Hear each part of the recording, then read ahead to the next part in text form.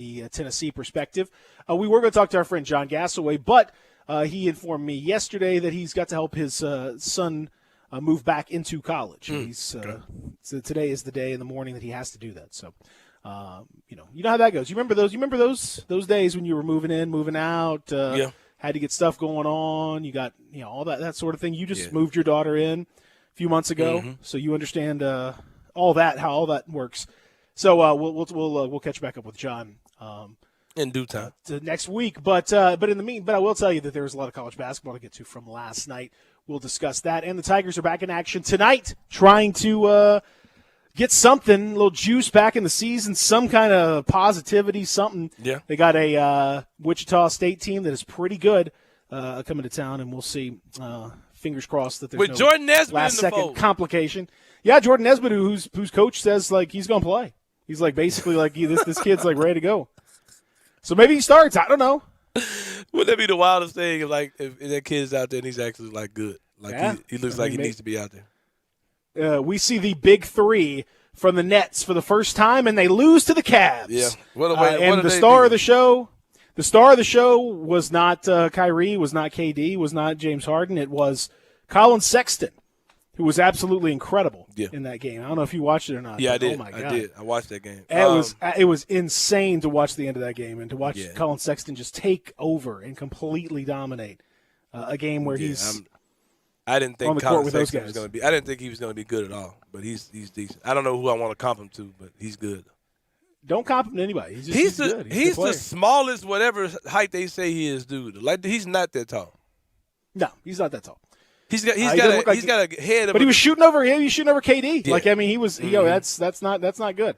They're going to have to defend somebody. I will say though that Nets team gave up 147. Now 2 overtimes, sure, but they gave up 147 to Cleveland and gave up 42 to Sexton, including the last 20. They're going to have to. If they're going to make it in the playoffs, you're going to have to defend a little better. Yeah, they're going to run through these. Let's not be silly. Come on. Excuse me. Well, we'll talk about that. We'll talk about the rest of the NBA from last night. There were some pretty big performances. We'll discuss all those with you. So a lot on the docket. At 9 o'clock, our friend Dustin Starr is going to join us as well. We'll talk a little bit of wrestling with 5-Star, among other things. So if you want to join us, you can. Lots of ways to do it. 67129 on the First Bank text line. 67129 on the First Bank text line. The 6, the 7, and then hit us up with a 129. Put those in order, and you are good to go. If you've never texted us before, well, there is one little thing you got to do first. It's super easy, but you got to do it. You just have to text 56JOIN to 67129. Do it one time. One time. And then you're locked and loaded. Then your number's hooked up, and you are ready to go. So you do that, and then you can be part of the text team, the First Bank text team, which is we got a real interesting text family.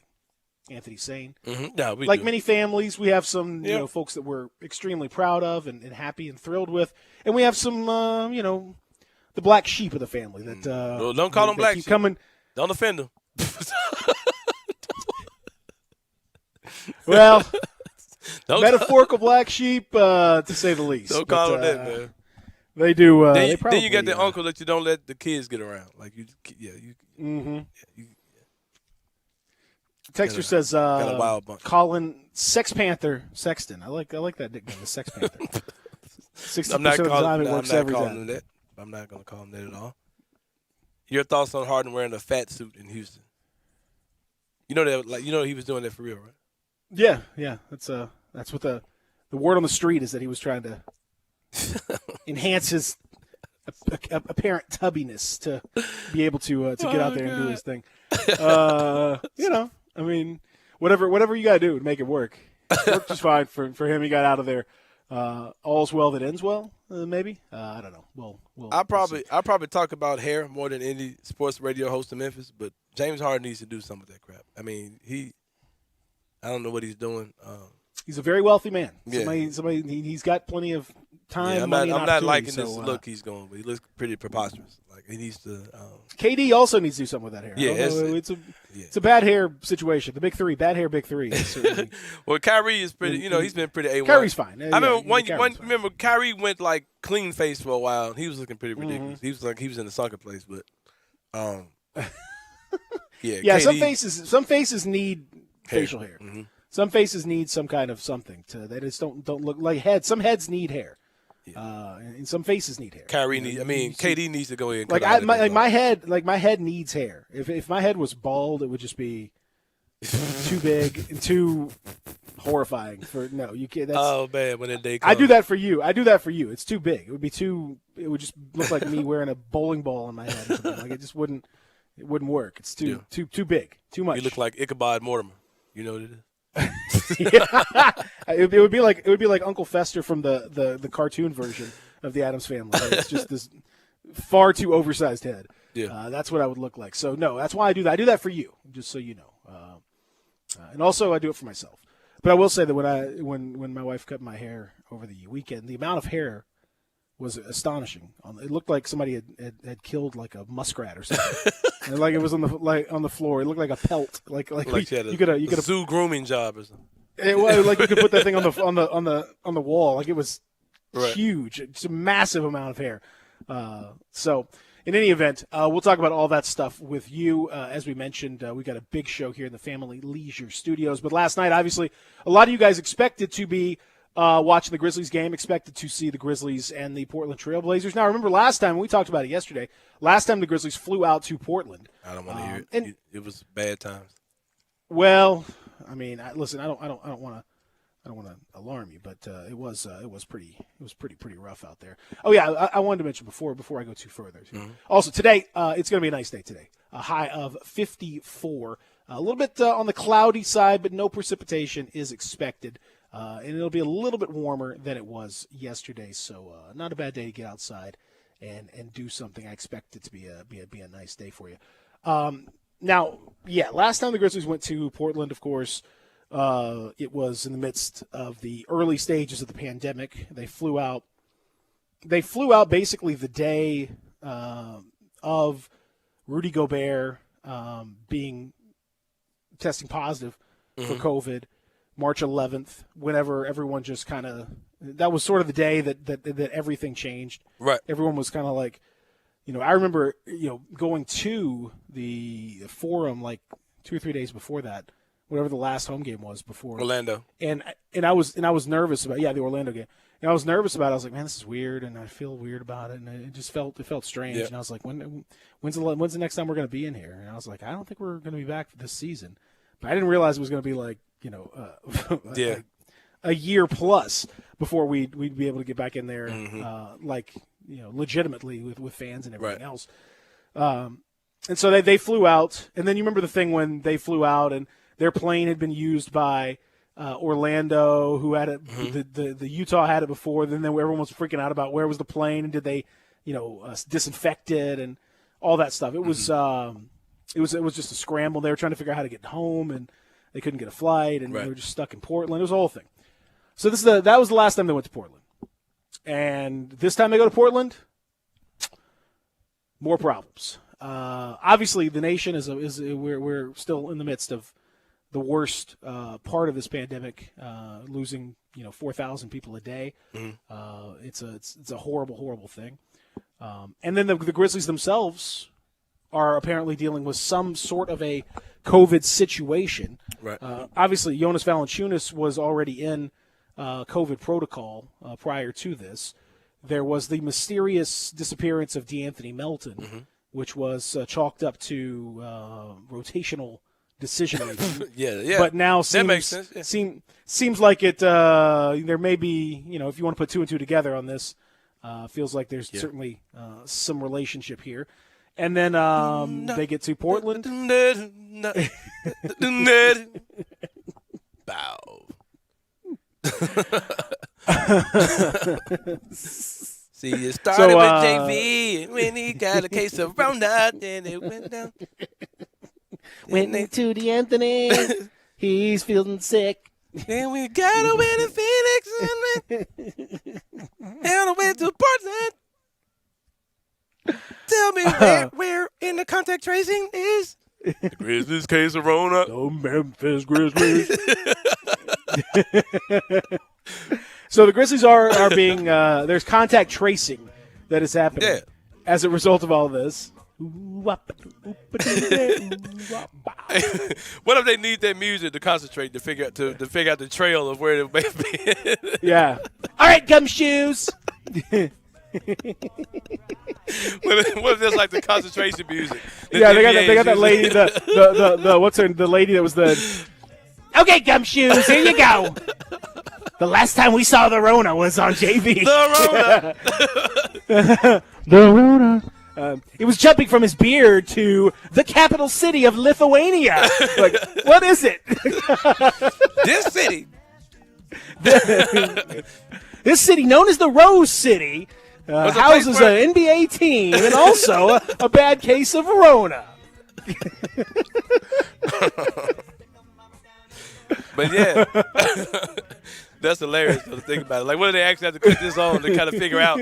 Well, it started with Karl Anthony Towns against, well, who guarded him? Towns played, and he was guarded by JV. Right. And then JV was next to D'Anthony. Yeah. And JV got the game ball, and Josh said, Big JV, you hear me? So he yelled, screamed it, unmasked. Big 12. Josh said Big 12 back. Now the Big 12, of course. The buzz sound creates so many aerosols. And, of course, in the Big 12, Trae Young was in the Big 12, who played for Oklahoma. So his hair was spewing Rona left and right when they played. They played Atlanta not too long ago. Yeah. Let's postpone the game. We'll figure it out later. Just give it 24 hours. We'll let them play. So anyway, because of contact tracing on the Grizzlies side of things, they did not play last night. And I have to think, they're supposed to play Portland again tomorrow night. Mm-hmm. I don't know. It seems unlikely that they're going to play that game as well, unless something good comes of the contact tracing, and they're able to clear everybody. Which typically teams, a team like the Wizards are dealing with their sixth. This will be their sixth straight game missed because of Rona-related situations. These things typically don't just go away, on their own. So bad news for the Grizzlies, and I do think that like I said, I'm not like you and I sort of alluded to this yesterday, and and then no one's gonna there's nothing you can really report, but I think you were just kind of seeing how circumstances go that there's a real good chance that D'Anthony Melton's absence wasn't necessarily related to just rotational decision making. And it doesn't particularly mean that he has COVID. It may have meant that he did something to put himself and others in harm's way.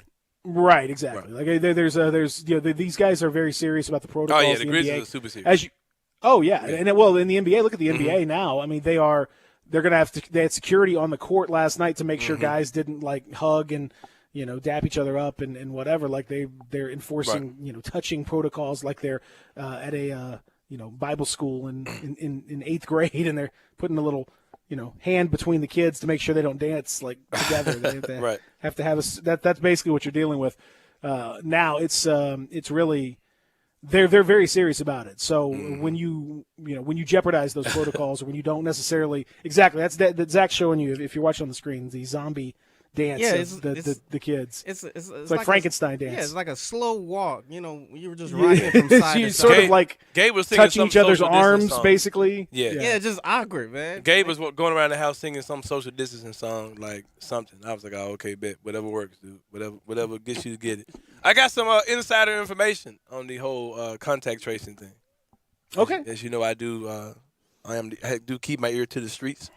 You do. And, the streets do be talking, as they say. Right, and I have I have some insider information via Facebook, actually, via Facebook post from Cynthia C.J. Johnson, good friend of mine, friend of the program. She's the mother, of course, of Javon Carter. Is she related? I was like, is this the mother of Javon Carter? Because I know a C.J. Johnson who likes to talk on Facebook a lot. She does. She was at a hustle game, and Javon Carter took a bump, and she pulled out a box of Band-Aids. and said, "Baby, if you need something, just know I got you." Right. I was like, Miss CJ, they have a whole medical team for that. But hey, why not? Very nice of you. Yeah, she had some on deck. She had the Band-Aids ready. She was like, "Baby, I got you if you need a Band-Aid, baby." I was like, "Oh, okay." I'm sure they're not gonna allow him to put that on. But that was an awesome moment though, because when you're at a Hustle game, when he played for the Hustle, you could hear her like. No matter where you are, you could hear her like. She's she's very nice. She's awesome mom. I'd be the same way. My kids in the league, I'd be over the way over the top. But yeah, CJ Johnson. She made this post on Facebook. She said, "Let me explain to y'all how it was explained to me when the Suns played the Wizards, because of course the Wizards were out for a while. When the Suns played the Wizards, and then our next 3 games. When she says our, she means the Suns. Our next 3 games were postponed the same way. All of the Suns tested negative. But when we played the Wizards, the next day, one of their players tested positive. For instance, Karl Anthony Towns tested positive, and then JV. I think we are saying that JV's positive. I'm not sure what that is. Okay, but because we only had one player on the bench that had not played against the Wizards, we didn't have the 8 players without contact required to play in the next game. The team has to have 8 players that haven't had contact in order to play according to the safety protocol. Hope this helps. My son's safety is everything to me, and I spoke with the coach and medical staff until I had a clear understanding. And I'm not surprised that she... No. I think that's exactly right. At all that she contacted team officials to make sure that Javon was straight. Yeah, she got money. She Hey. has money's direct line on that But one. honestly, though, like what she's saying, like it does give more clarity to the whole contact tracing situation. Like because but it doesn't make any. I'm not saying that she didn't make any sense. But what the NBA is doing doesn't make any sense because the Grizzlies have played twice since their contact with Karl Anthony Towns, who I'm assuming they're who they're referring to. Well, we'll talk about it. We can come back. We can come back and discuss it on the other side. Here in the Family Leisure Studios, Pete and Sane with you. We're talking about that. We're going to talk about a wild night in college basketball as well, including another disappointment for Kentucky fans. Man, it's bad for Tennessee fans. It's bad for Kentucky fans. Woo! It's rough out there in these streets. We'll talk about it when we return. Stick around.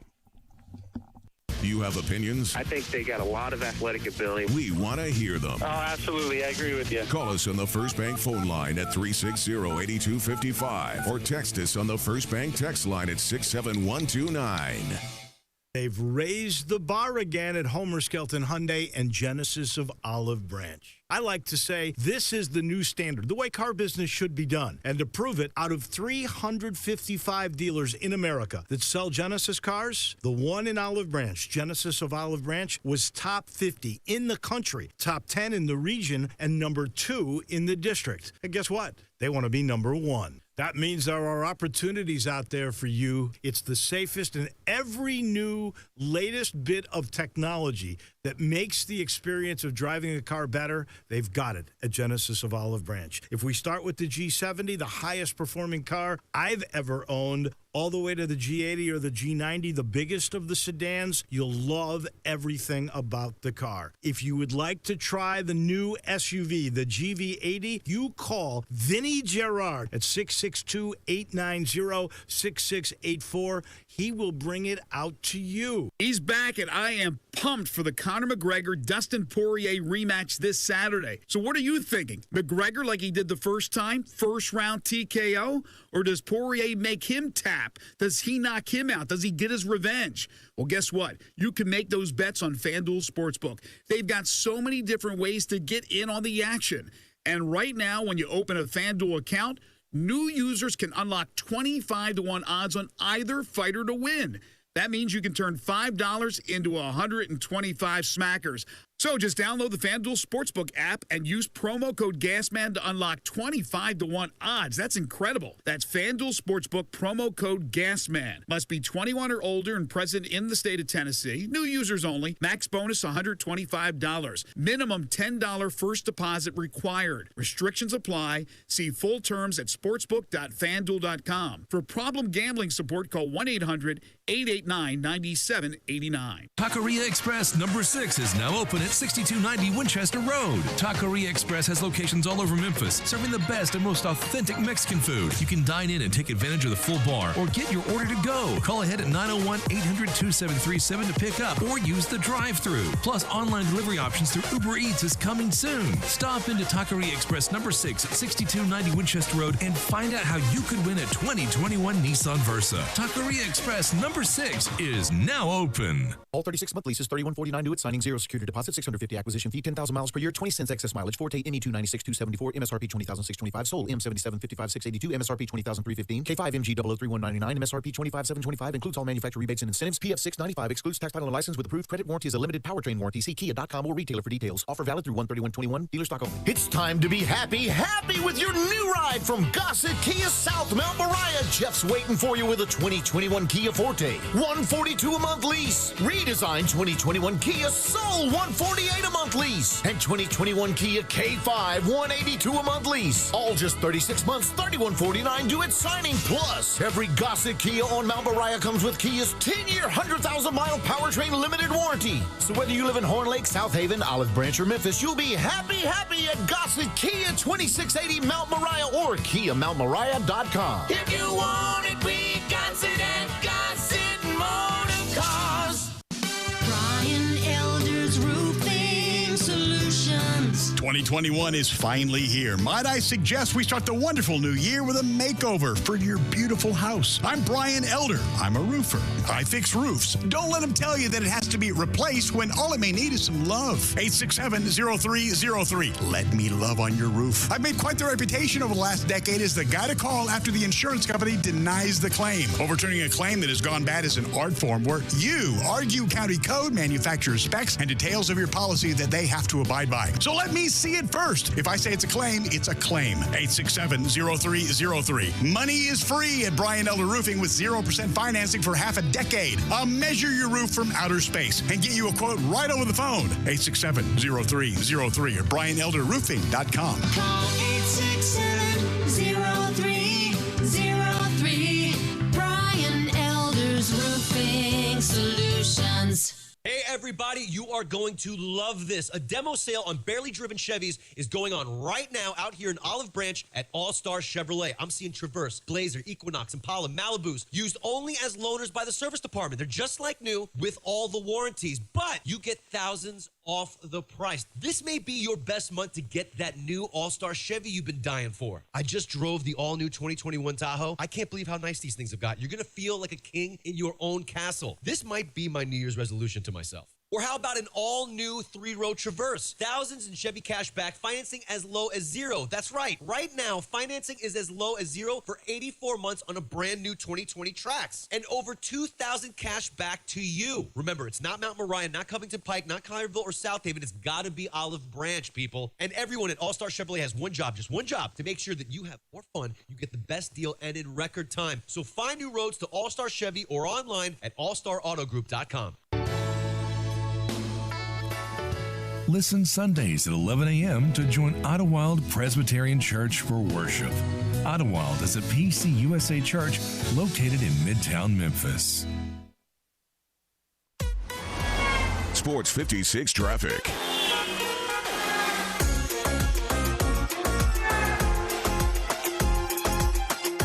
So we're working a crash on Covington Pike north of Raleigh-LaGrange. Also, we have a multi-car crash on Airways at Winchester. And then we have a crash on Trinity Road at Germantown Parkway and out in DeSoto County. Got a bit of a delay on I-55 north of Coldwater. That's I-55 north of Coldwater. Got a little bit of a delay there. And there's your Sports 56 traffic update.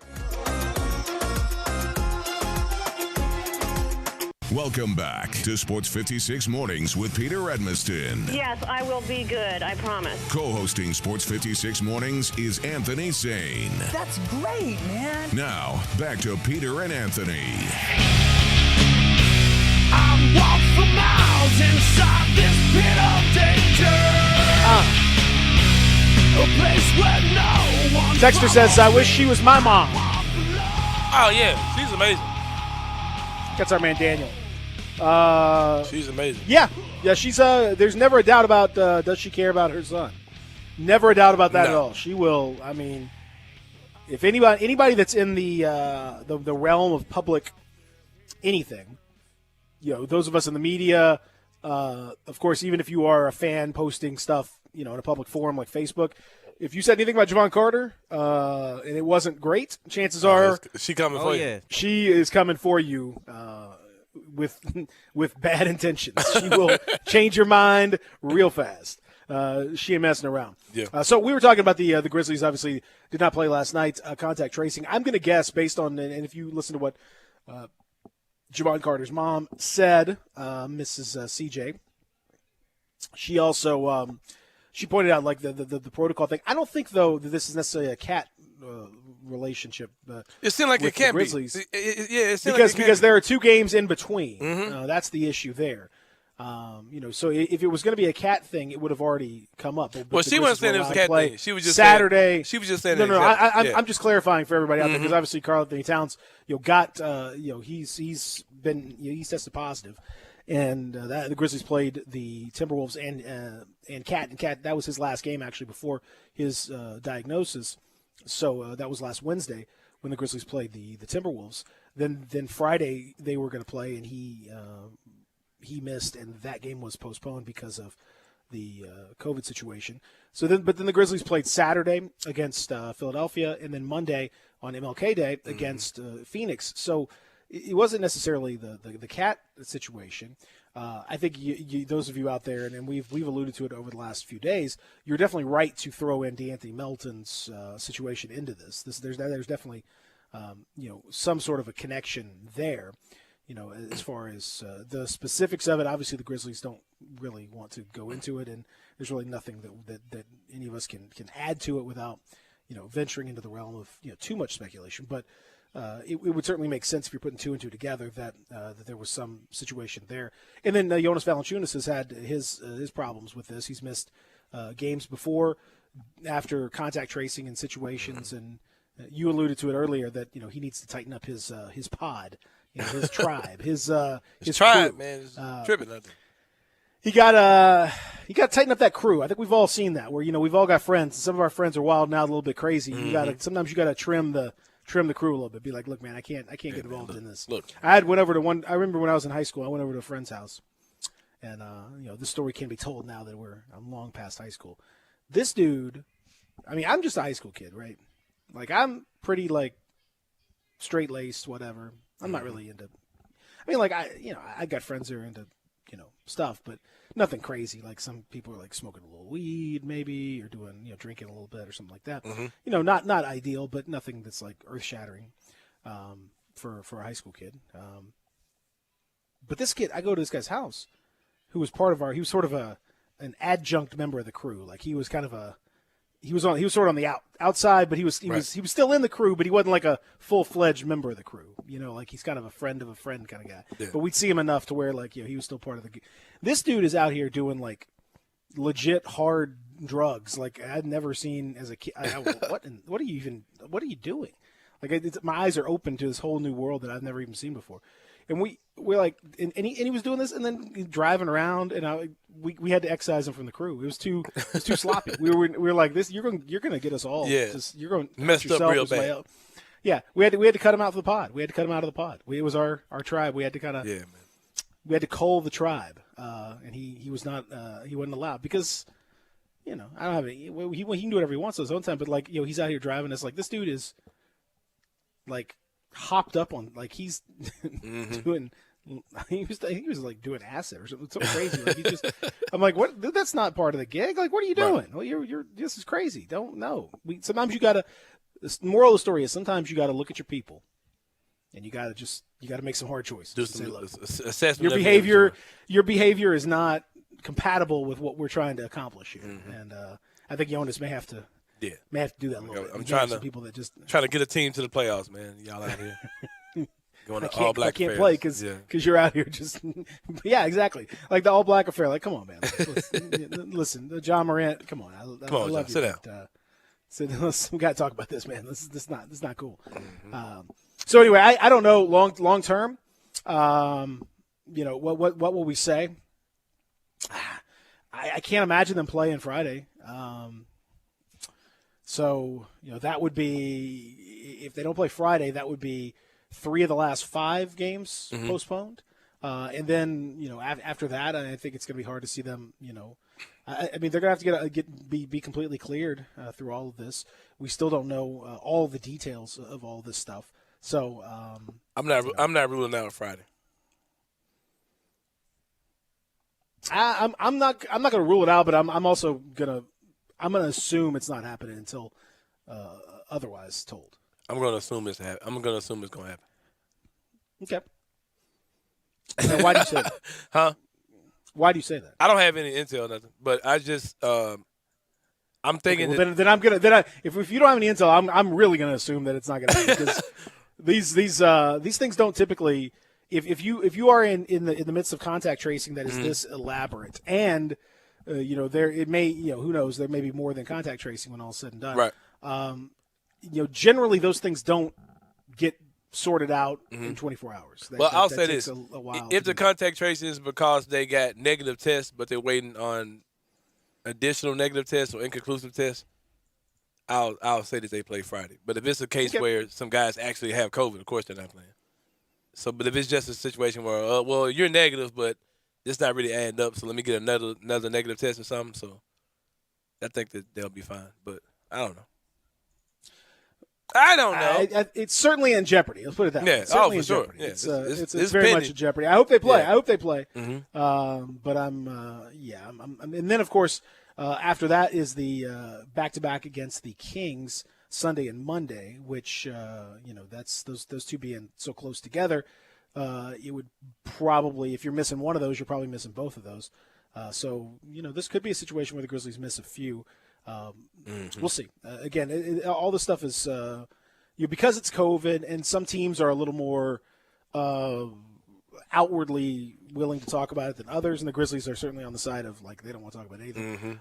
Then it's really hard for us to know the super specifics of all this stuff. I got something to say too. This whole information and what's going on, all those type of things. Now I'm not talking about a COVID situation because those things can get sketchy. Like you're not entitled to tell anybody if you had if you got COVID. I mean, whatever. But this is what I'm trying to say. We had a joke the other day where I was talking about why didn't any media members ask the question about DeAnthony or whatever. And other places they're saying it too, and it's kind of everybody's asking that question. Here's a better question. Why don't the Grizzlies release anything? Why don't we know when Jaren is coming back? Why are we having a medical update on Jaren Justice? And why is it that there's all these mysterious things that they're? I mean, it goes both ways. You know what I mean? Like, why do we have to play this guessing game? And why aren't they more transparent? Now I'm not talking about like COVID situations. I understand those type of things, but just in general, like you got John and Jaren being cheerleaders and run up and down the court and they're shooting the warm-ups and all those type of things, but you're not getting any medical updates at all. We got to go by some article where Jaren drops a teaser, you know what I mean, instead of the team giving us a medical update like every other freaking NBA team does. You know what I mean? So I just think it all goes. It's so many things of mystery that don't have to be mysterious with the Grizzlies, and that kind of gets frustrating for real. I completely agree with that. I think that is exactly right. You have hit it out of the park. If the Grizzlies would just not be so scared to give just a little bit of information, it's not going to kill you. It's not going to kill you. Other teams do it.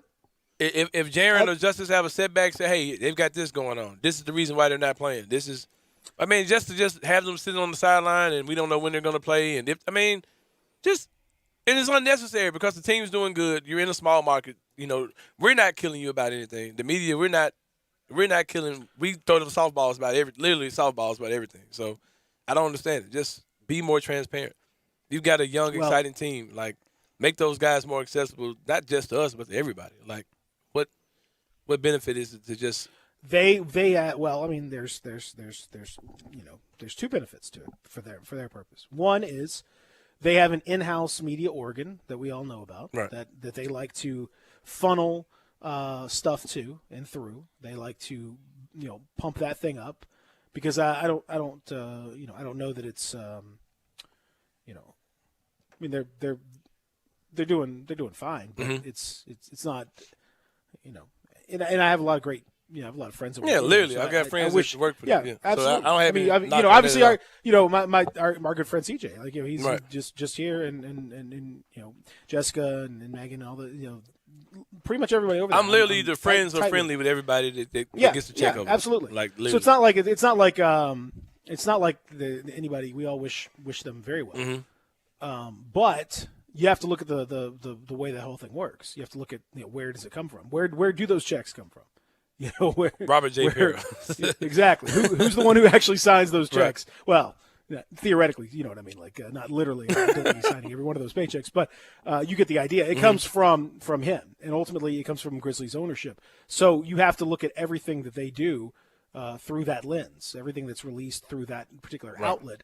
You can claim, whatever you want about, this is impartial. No. Number two, the Grizzlies are, just historically super paranoid about what Like gets out. I'm not talking grounds. I mean, media like stuff. super paranoid. Because they Yes, can only I mean, go by like what they know. super You know what I mean? paranoid. Put out a medical release.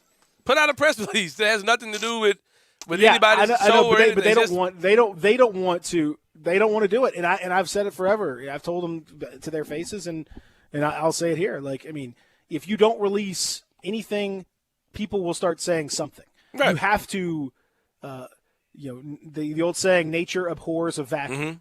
Mm-hmm. There is no if you do not put something in this hole, something else will fill it in, and that something could be misinformation. That something could be just people's scurrilous rumors. It could be whatever. Just these questions are not Right. are not that difficult. But hopefully, we'll get more information. check this out. today. Let me. This is maybe what they'll this, be a little more willing to put that out there. This is what people don't get. Texas says the answer is that they don't trust idiots. I'm not. He's referring to media. I'm not begging for information because I. But that guy's not a good faith No, texter. no. He's not a good faith texter. This is what he has to understand. The idiots aren't the media in this situation. The idiots are the consumers, the fans. Because like when that information goes out, it ain't just going out to us, it's going out to everybody. You know what I mean? I know stuff about the team that I don't talk about. But the thing is, I'm saying to you guys, it's an injustice to the fan base that the team doesn't talk about simple things. And it almost gets you to the point where, like as far as Jaren and Justice are concerned, these guys have had surgery that takes a certain timeline to happen, to recover from. That timeline is passed. They're on the sideline, doing their thing. They're dancing. They're up there. All these things. And then he's got Speak on it. Right. And after a while, these guys are going to start getting Tell 'em people. about it. People are going to start making them villains. Oh, why can't they be tough like Ja? Ja came back, and why can't? Then the people are Tell going to 'em. start speculating and talking bad about those two individual Talk to 'em. players because you're not saying anything about what's going on. The idiots aren't the media because guess what? Media knows more than what we talk about. But what I'm saying to you guys is that that information should be have more transparency with these kids, with these players on this team because they are a young, exciting team. The fans want to get to know them. They want to know more about what's going on. So it's not an issue of the media not knowing anything because, hey, guess what? Well, we know a lot of crap. You know what I mean? But it's just And you know what I always say, Anthony saying, in the words of Dr. Martin Luther King Jr., Come on now. injustice anywhere is a threat to justice everywhere. Everywhere. Come and on, that's man. what we're seeing right here. An injustice that's being perpetrated Right. to all of us, and that's a threat to justice all around this. And I don't mean the threat to Justice Winslow, although maybe that's what it's all about. Maybe that's Exactly, why this bro. injustice is being perpetrated. Right. Huh. Because then you got people like myself who defend these guys like, hey, probably more going on to this than what you think. Well, just give it time, whatever. But you're not putting information out to the fans. Let them know, okay, this particular player, we think he's coming back this particular date, time, whatever.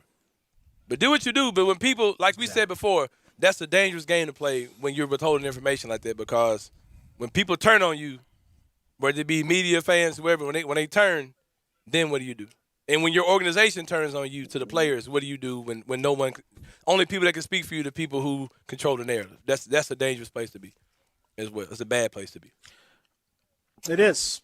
We'll talk about the dangerous place to be in the college basketball world, which is on the court wearing blue at this point. We'll do that when we continue here. Sports 56 Mornings, Real Sports Talk, Sports 56, 98.5, 96.1. Get happy with Sports 56 Happy Hour with Johnny Radio. Weekday afternoons from 1 to 3 on Sports 56, 98.5, and 96.1. I want to do some bragging rights. Hey, I was just the other day overhearing a conversation with Big Mike, the manager of DeSoto Auto Sales. They've got people buying cars all over the country. North Carolina, South Carolina, Georgia, Alabama, Arkansas, Texas. People from all over the country buy cars at DeSoto Auto Sales in Olive Branch, Mississippi. Why? DeSoto Auto Sales has the most stringent car inspection in America. They get it right the first time.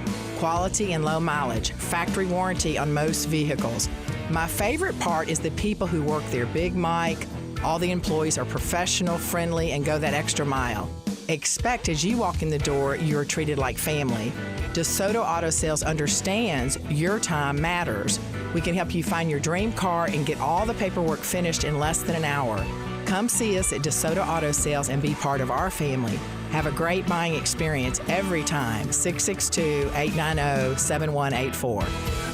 Attention foodies, there's a great new place to eat in a great restored building. South Hall Cafe is now open for breakfast, brunch, and lunch in the former Tobacco Corner. Chef Jesus Ramon is creating classics from scratch with a twist. Enjoy all your favorites, including the best cheese grits in the South, a full bar, an in-house pastry chef, catering, online ordering for curbside or delivery, and a covered patio with live music on the weekends. We're open 7 a.m. to 2 p.m. weekdays and 7 a.m. to 3 p.m. on weekends. South Hall Cafe, corner of Poplar and Mendenhall.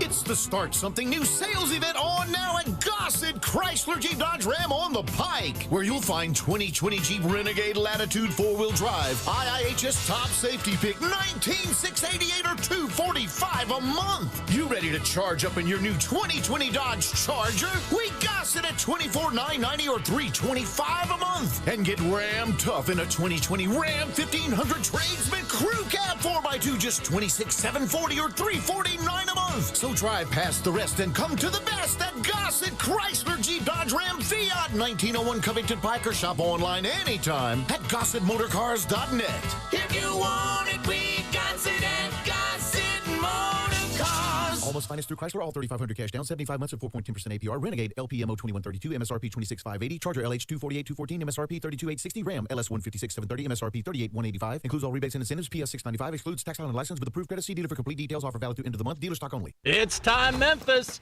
Tune into Fox Sports Southeast and watch your next-gen Grizzlies Friday, January 22nd at 9 p.m. when they take on Damian Lillard and the Portland Trailblazers. Presented by FanDuel Sportsbook. Check out Grizzlies.com for more information. All 75 months at 3.4%. G4, MHFO 1604, MSRP 17,735. Sport, MU 002,364, MSRP 24,740. Outlander LZO 39,486, MSRP 26,630. Includes all rebates and incentives. PF 695. Excludes tax title and license with approved credit. See dealer for complete details. Offer valid through end of the month. Dealer stock only. Start 2021 with a bang and your new ride from Gossett Mitsubishi on the Pike. Spend less time filling up and more time getting to the things you love with the 2021 Mitsubishi Mirage G4, 41 mpg highway, $14,994 or $179 a month. Adventure-ready 2021 Outlander Sport, $19,673 or $239 a month. And Gossett Mitsubishi has the feature-filled family SUV 2020 Mitsubishi Outlander, $21,643 or $269 a month. Not leases, you own them. Plus, you get Mitsubishi's 10-year, 100,000-mile powertrain limited warranty. That's Gossett Mitsubishi, 1870 Covington Pike, or shop online at memphismitsubishi.com. If you want it, we got it at Gossett Motor Cars. Welcome back to Sports 56 Mornings with Peter Edmiston. Yes, I will be good, I promise. Co-hosting Sports 56 Mornings is Anthony Sane. That's great, man. Now, back to Peter and Anthony. When it comes crashing down and it hurts inside, you gotta take a stand. Do you remember Hulk Hogan, Zach? None of his matches, but I do know the name.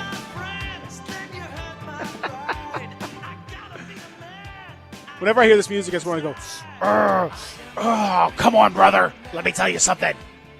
Yeah, that his catchphrase was is what I recognize. But I don't remember matches. Yeah. I know people love You like him. that, brother? I know people love him, but Yeah, he's kind of a. I mean, it's kind of not gone so well for Hulk. Bit of a racist, unfortunately. I walked in on racist. What happened? Hulk Hogan, racist. Oh, okay, yeah, for sure. Yeah, unfortunately. So that's a negative. But the song is off the charts. You got to appreciate that. It's what it's all about. But see, it's a real American. I want to say how much I appreciate all of these folks doing the Bernie Sanders photoshops and the memes that are going through. They're just spectacular. And haven't seen special them. shout out to, I don't know if you saw it, but Bernie Sanders yesterday at the inauguration showing up wearing like a just like a garden variety parka, like these big old weird mittens. And just sitting there with his legs crossed, like, all right, let's get on with this thing. I got something. I got somewhere else to be. I'm gonna do this. I'm gonna do this inauguration thing because I got errands to run. I got to go to the post office like a couple hours. Like, come on, let's just knock this thing out. Let's go.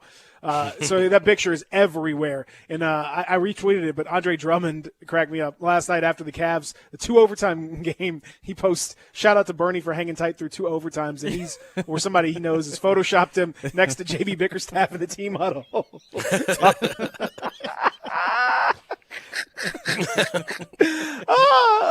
So I saw him as like the in the Mandalorian. They photoshopped him into Game of Thrones. It's incredible. Good Kid, Mad City album. It's everywhere. I mean, it's everywhere. I mean, any views. Dreamville. They put him in the chair of on Fresh Prince. Oh God, it's it's hilarious. I saw somebody put him on top of a roller coaster, like right in the middle, about to fall. Everyone else is screaming. He's just sitting there. It's fantastic. Like behind Michael Jordan. Back in the he's just, at the Last Supper. Anyway, it's fantastic. So check that out. Now, obviously, as we mentioned, it was the Grizzlies probably better for not playing. If it's going to end up like what happened to Kentucky last night, they lose again with a last second loss. Georgia beats Kentucky 63-62.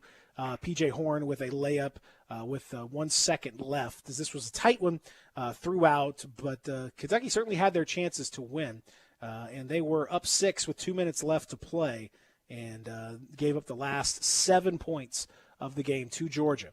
Sounds familiar for a Calipari coach. Gets a win. Certainly does, and this year especially in Georgia, not a great team, but good enough, Tom Crean's group, to win against John Calipari. One of the better days for B.J. Boston, who finally looked, closer to the guy that we expected to see. But this is yet another loss now, dropping to 3-3 in the conference, lost 3 straight, and they're 4-9. Kentucky, 4-9. Yeah. And they got dudes that are like, they're going to be drafted. I mean, Boston's going to be drafted. Devin Askew was terrible in this game. 0 of 6, 3 points, 5 turnovers. Terrible. I don't know, man. I don't know. I don't. At this point, it's just, it's kind of pitiful. Like, I mean, they're not an NIT team. They're not a CBI team. They ain't nothing, homeboy. Hey, look, they ain't bad. They ain't nothing. Look, we get it. We get on Penny and the offense, and the team not looking too bad. Like, you want to deal with Kentucky's mess? Yeah, I mean, and there are a lot of people out there because we talk about how silly it is to like say, oh, you fire Penny and all this stuff. There are Kentucky fans out there who are saying, Calipari's lost it. Like he's lost it. You got to get rid of him. Yeah, it's a wild situation in Kentucky, and people talk about Penny having like too much talent, and if any other coach had that talent, they'd be doing this. I think Exhibit A. Calipari's got some. Calipari, Kentucky, North Carolina, and Duke all have pros. BNC. Man, just a strange year, man. Maybe, do you think that? Is it fair to say that the lack of preparation, the lack of preseason games, and the lack of training camps and all those type of things hurt younger teams more than it would a vet team? Like we talked about that with, I think it was Gasaway we talked about that with, like with that player factor. I think that we're kind of seeing that it might have, even with teams that are super talented. You know what I mean? So that could be part of what we're seeing as well. Yeah, I think definitely part of it. I mean, I think for sure, like I'm going to say, much like the NCAA has kind of given everybody like a eligibility pass this year because things are so weird. Right. I think you almost have to give everyone a pass this Period. year. I mean, it's crazy. Unless it's super extreme circumstances like what happened at Tennessee on the football side with Jeremy Pruitt, where obviously the team wants him out, the school wants him out, and tried to find some way to make that happen. Apart from that, you pretty much just have to give everyone a little bit of a pass. I would think, particularly if you look at basketball. In the middle, basketball is so tough. It's hard with football, really, really hard with football. But there aren't that many games, at least, and it was a lot of it was done in the fall when things were a little bit better. Now we are at the absolute worst time of this pandemic. I mean, absolutely the worst time of it.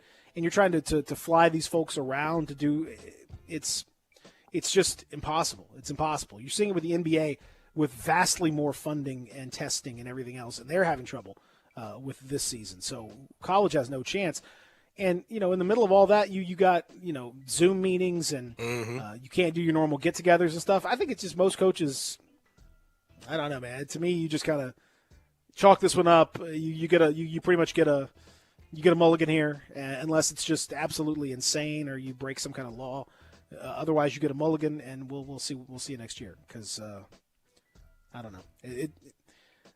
It's just too weird for me to like. I don't think all of a sudden Cal just completely forgot how to coach and his players forgot how to play. I think there's got to be more to the story.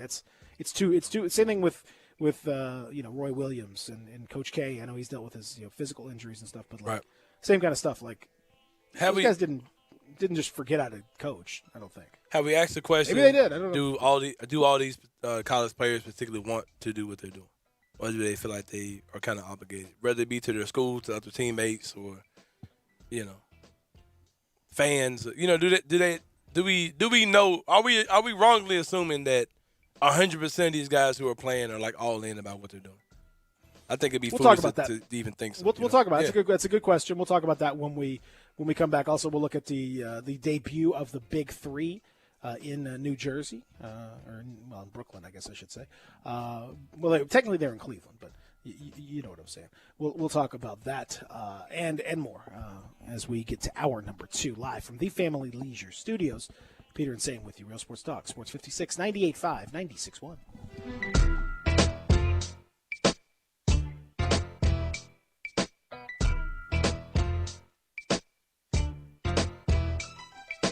They've raised the bar again at Homer Skelton Hyundai and Genesis of Olive Branch. I like to say this is the new standard, the way car business should be done. And to prove it, out of 355 dealers in America that sell Genesis cars, the one in Olive Branch, Genesis of Olive Branch, was top 50 in the country, top 10 in the region, and number 2 in the district. And guess what? They want to be number 1. That means there are opportunities out there for you. It's the safest and every new latest bit of technology that makes the experience of driving a car better. They've got it at Genesis of Olive Branch. If we start with the G70, the highest performing car I've ever owned, all the way to the G80 or the G90, the biggest of the sedans, you'll love everything about the car. If you would like to try the new SUV, the GV80, you call Vinny Gerard at 662-890-6684. He will bring it out to you. Grind City Brewing Company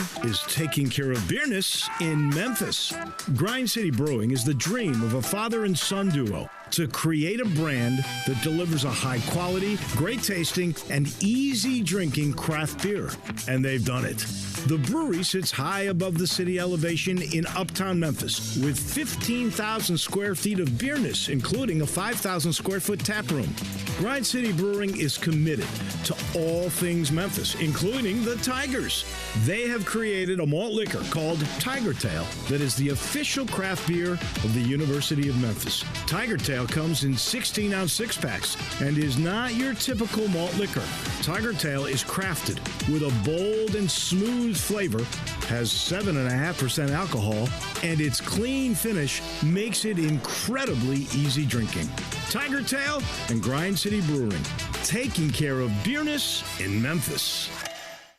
It's the Start Something New sales event on now at Gossett Chrysler Jeep Dodge Ram on the Pike, where you'll find 2020 Jeep Renegade Latitude 4-wheel drive, IIHS top safety pick, $19,688 or $245 a month. You ready to charge up in your new 2020 Dodge Charger? We Gossett at $24,990 or $325 a month. And get Ram tough in a 2020 Ram 1500 Tradesman Crew Cab 4x2, just $26,740 or $349 a month. So drive past the rest and come to the best at Gossett Chrysler Jeep Dodge Ram Fiat 1901 Covington Pike, or shop online anytime at GossettMotorCars.net. If you want it, we got it at Gossett Motor Cars. Almost finance through Chrysler, all 3,500 cash down, 75 months at 4.10% APR. Renegade LPMO 2132, MSRP 26,580. Charger LH 248,214, MSRP 32,860. Ram LS 156,730, MSRP 38,185. Includes all rebates and incentives. PS 695. Excludes tax and license with approved credit. See dealer for complete details. Offer valid through end of the month. Dealer stock only. Do not wait for summer. Get your pool now during the early bird pool sale at Family Leisure through February the 7th. You can reserve your installation spot on your new pool purchase from Family Leisure. You know the prices like the temperature. They'll go up when it gets warmer, so you must reserve yours now. Family Leisure has hundreds of spas on order, so reserve yours now. The early bird pool sales happening now at Family Leisure, Whitten Road at I-40, where family and fun come together. If you need glass replaced, there's only one name you need to know. Ben Swinger Glass, the largest full-service glass company in the U.S. They've been an industry leader for over 125 years. For all your residential, commercial, or auto glass needs, Ben Swinger Glass is the name you need to know. 24-hour emergency service for all commercial customers, plus a nationwide warranty on all professionally installed glass. 2 Memphis locations, one in Midtown on Hollywood Street across from the Liberty Bowl, and one in Cordova off Germantown Parkway next to the Fox and Hound. Visit their website, benswingerglass.com. Ben Swinger Glass. All 75 months at 3.4%. G4, MHFO1604, MSRP 17735. Sport, MU00234, MSRP 24740. Outlander LZO 39486, MSRP 26630. Includes all rebates and incentives. PF 695. Excludes tax title and license with approved credit. See dealer for complete details. Offer valid through end of the month. Dealer stock only. Start 2021 with a bang and your new ride from Gossett Mitsubishi on the Pike. Spend less time filling up and more time getting to the things you love with the 2021 Mitsubishi Mirage G4, 41 mpg highway, $14,994 or $179 a month. Adventure ready 2021 Outlander Sport, $19,673 or $239 a month. And Gossett Mitsubishi has the feature-filled family SUV 2020 Mitsubishi Outlander, $21,643 or $269 a month. Not leases, you own them. Plus, you get Mitsubishi's 10-year, 100,000-mile powertrain limited warranty. That's Gossett Mitsubishi, 1870 Covington Pike, or shop online at memphismitsubishi.com. If you want it, we got it at Gossett Motor Cars. Hi, this is Rob Brown. Join us every Saturday morning on Sports 56 WHBQ from 8 to 10 a.m. and 96.1 FM and the new FM 98.5. We'll be covering the Memphis Tigers, the SEC, college football, college basketball, college baseball. We'll look into recruiting. We'll have guests from around the country with the latest news, the most knowledgeable people out there, the coaches, the players, the people who play the games. Don't forget to join us on the sidelines. Sports 56, 96.1, and the new FM 98.5. We are Sports 56 WHBQ Memphis, W253DF Memphis, and WIVG Tunica Memphis. Flynn Broadcasting Stations. Sports 56 traffic.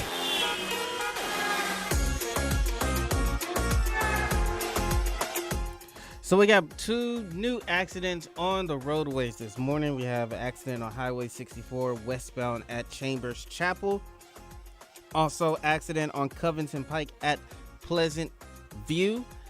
And we're still currently working the accident on Trinity Road at Germantown Parkway. Traffic on I-55 north just of Coldwater in DeSoto County, Tate County. And that is your Sports 56 traffic update.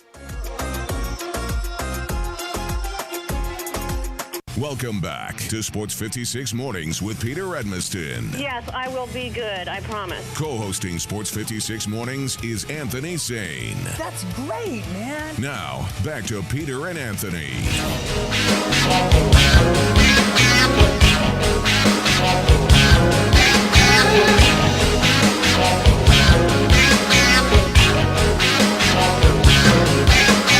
Yeah.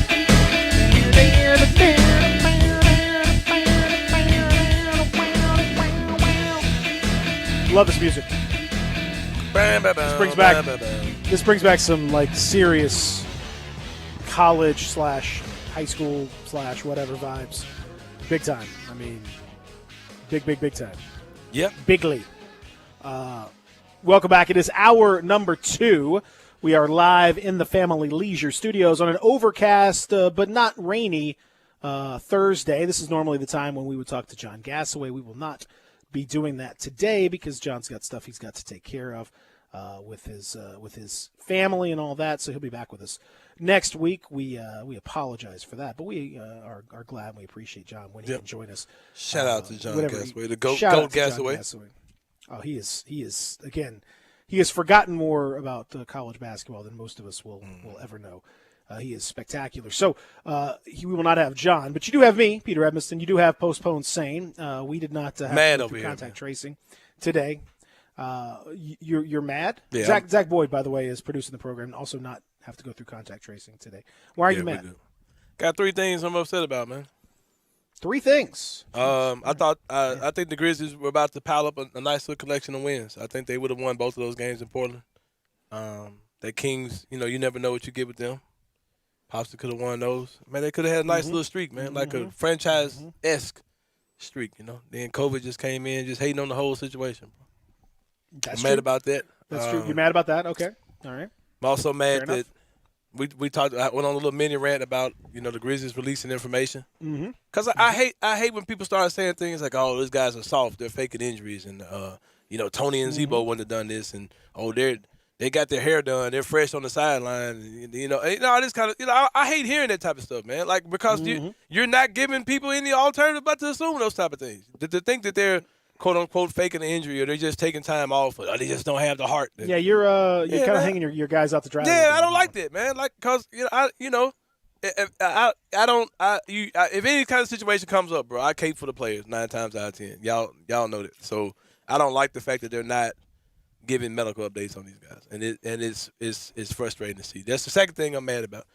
Number 3, man. Certified Lover Boy is supposed to come out this month, man. And Drake announced yesterday that he's pushing it back, and he did it on Inauguration Day, and it didn't get the attention it should have gotten yesterday. I saw that. And you didn't check on me? You didn't ask me like saying you good? Well, you know what? I was in the middle of the inauguration, but I did see that, and I was like, oh, Anthony's going to be upset about this. And sure enough, you are. You are upset about it. I'm sorry, man. I'm upset, bro. 50,000 on my head. Is that a threat? It's gonna be all right. He's going. Just give it a little extra time. Just like that one video game, the Cyberpunk game, that they had to delay a little bit, and then when that came out, everybody loved it, right? And there was no problem at all. It needs to just come out on Valentine's Day weekend now. Oh wait, actually, there was a huge problem. Never mind. He's going to do it on Valentine's Day. He needs to, man. Just drop it. The Certified Lover Boy, drop it on Valentine's Day weekend. Just setting the mood just right. Is what you're saying. I'm upset, Peter. 50,000 on my head is disrespect. So offended that I had to double check. Man, I know your love of Drake extends. I got a lot of blood in this cold, Peter. Think you trying to get me for my soul. Thankful for the women that I know. Can't go 50-50 with nobody but Joy.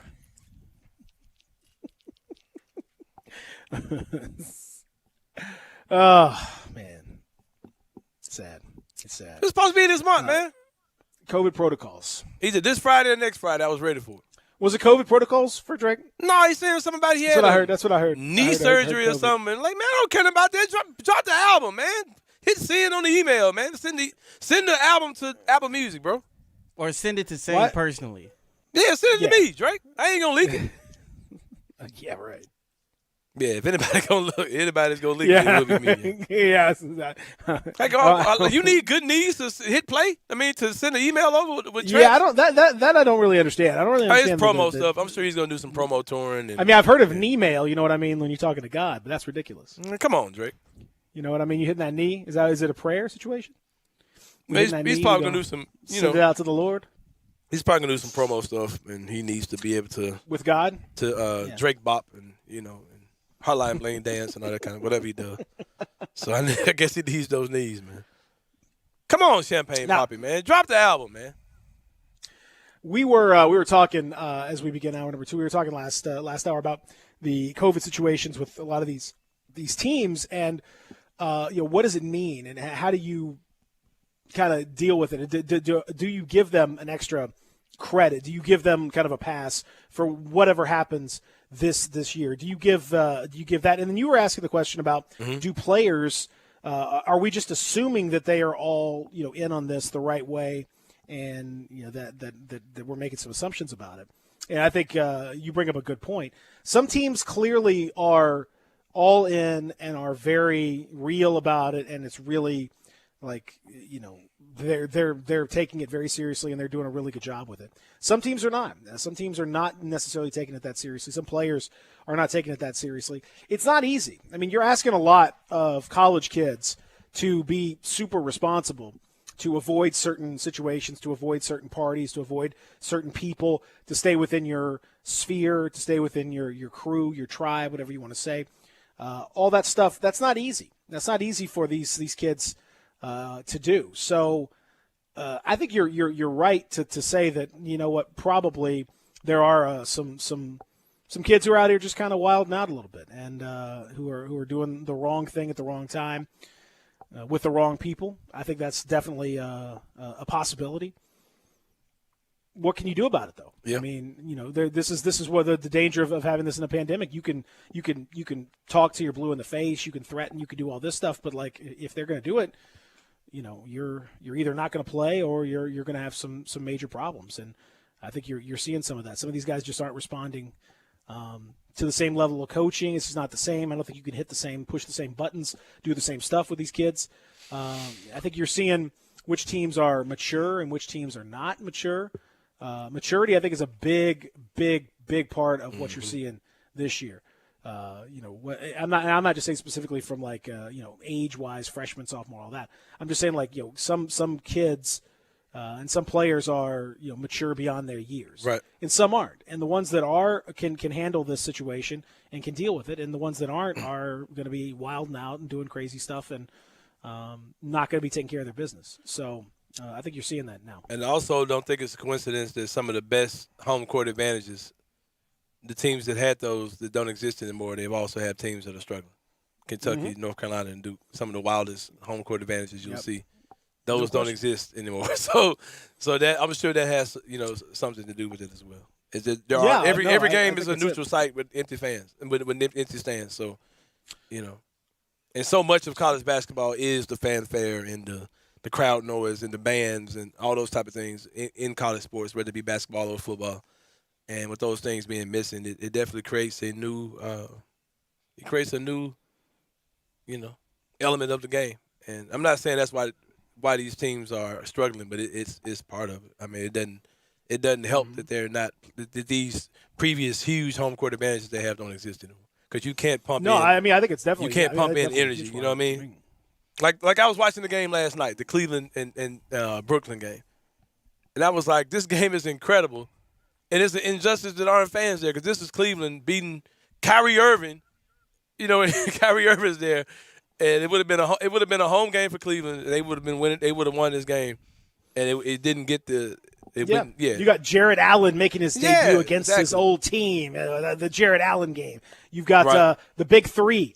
Making their debut. Right. You've got all these emotional things. I mean, we remember how wild it was when Rudy Gay hit that game winner and the Grizzlies beat the Heat the first year of the Big Three and all that. Right. Yeah, it sucks without fans. Sports without fans is – and when it's the same sound reaction, it's the first three he made and the fifth three he made, when you're hitting the same button for crowd reaction, it's not the same.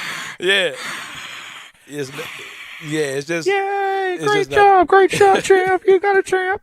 Like, I mean, it's not. It's just it isn't the same. And the on-court emotion is the same. I mean, like the players, to them, it's not perfect, and they get hyped up by the crowd. A lot of players get hyped up by the crowd more so than others. Some players are more kind of they're able to just kind of do their thing without worrying about the crowd. Some players need that crowd reaction. A guy like Tony Allen, you go back in the day, like he was feeding off of that like crowd energy and stuff. Like the Grizzlies really fed off of that energy that they got from the crowd in a lot of those games. You don't have that now, and some teams don't respond very well to that. That could be part of some of these college teams. But then you look at a team like Houston last night that blasted Tulsa. This is the same Tulsa team that's beaten Memphis twice and held the Tigers down with that weird matchup zone.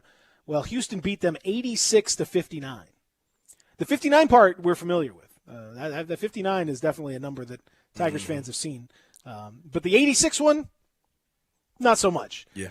Houston on a different planet when it comes to that than the Tigers, and you're seeing the quality of that team is just off the charts. I mean, spectacular performance from them, and in particular Marcus Sasser, 26 points for him. Quentin Grimes with 18 as well. They basically their starters alone outscored all of the Tigers in the Tulsa game, if you compare the Tulsa games. And it just tells you, again, how far they have to go. And it's a much more mature Houston team. It's a Houston team that's a little older and a little more mature, and you could tell. I mean, Kelvin Sampson's done a really nice job with them. That was an impressive performance. I mean, that really impressive. When you said Marcus Sasser, I had to look up. I was like, no, it can't be. I thought it might have been Jason Sasser's son. I immediately went. I was like, stop. I'm like, no. Like, please don't be Jason Sasser's son. But he's not, and I feel a whole lot better. I was like, no, that's me. I was like, no, don't let this be. Please, Lord, don't let this be Jason Sasser's son. But you remember him, right? Yeah. Yeah. Oh, yeah. I feel a lot better now. No, this is. You're still old. I'm You're not still talking old. about. This isn't who I'm talking about. It was another Sasser that's younger than this guy. I don't know, man. I'm old. I don't know. Gerald Sasser. You're still is what old. I'm talking about. I think. Yeah, you're still old. You're thinking of Jim Sasser, the old congressman from Tennessee. That's what you're thinking of. I think that's who you're thinking of. Mackie Sasser. He used to play for the Mets. A real go-getter. It's probably his kid. Yeah. Although there'd be some explaining and some questions that would have to be asked if that were the case.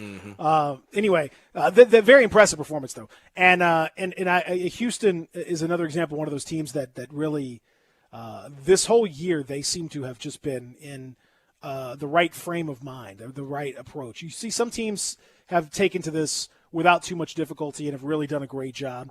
I mean, Alabama, we talked about them yesterday, and then Nate Oates, it seems like for whatever reason he's pushing the right buttons with this group, and it's working for them, and they're able to just kind of do the right things. Not everyone can do it. Not everyone can do it. Not everyone has that ability to push those buttons in the way that he can. So, I give him a lot of credit. I give them a lot of credit. If you look at like the some of the teams, is it easy? No, it's definitely not easy. And there's a lot of teams outside of the top. I mean, I don't. How do you even say top 3, 4? I mean, how many guaranteed things are there right now? I mean, basically, Gonzaga and Baylor are spectacular, and that they're probably going to drub whoever.